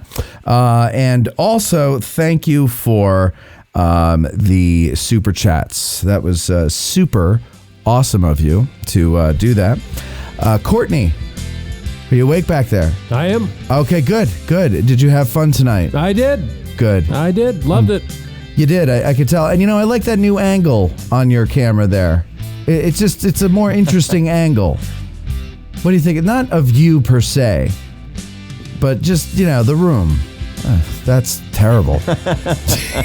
Jesus, don't do that so quick. That's awful. Anyway, Ladies and gentlemen, thank you very much. Don't forget, you become a patron over at patreon.com. You know when these things are happening all the time. You get to see other shows being recorded long before everybody else sees them. And, of course, you help support the show. Goodbye! The Gettysburg Guide is hosted by Matt Callery with Mikey B. Bariski, and Courtney Micker. Produced by Matt Callery and Courtney Micker. Guides appear gratis, but they would love for you to hire them for a tour on your next visit to the battlefield. To be put in touch with one, send an email to matt@addressinggettysburg.com. Thanks for watching. Our hearts so stout have got us fame, for soon 'tis known from whence we came. Wherever we go, they dread the name of Gary Owen in glory. Instead of smile, drink down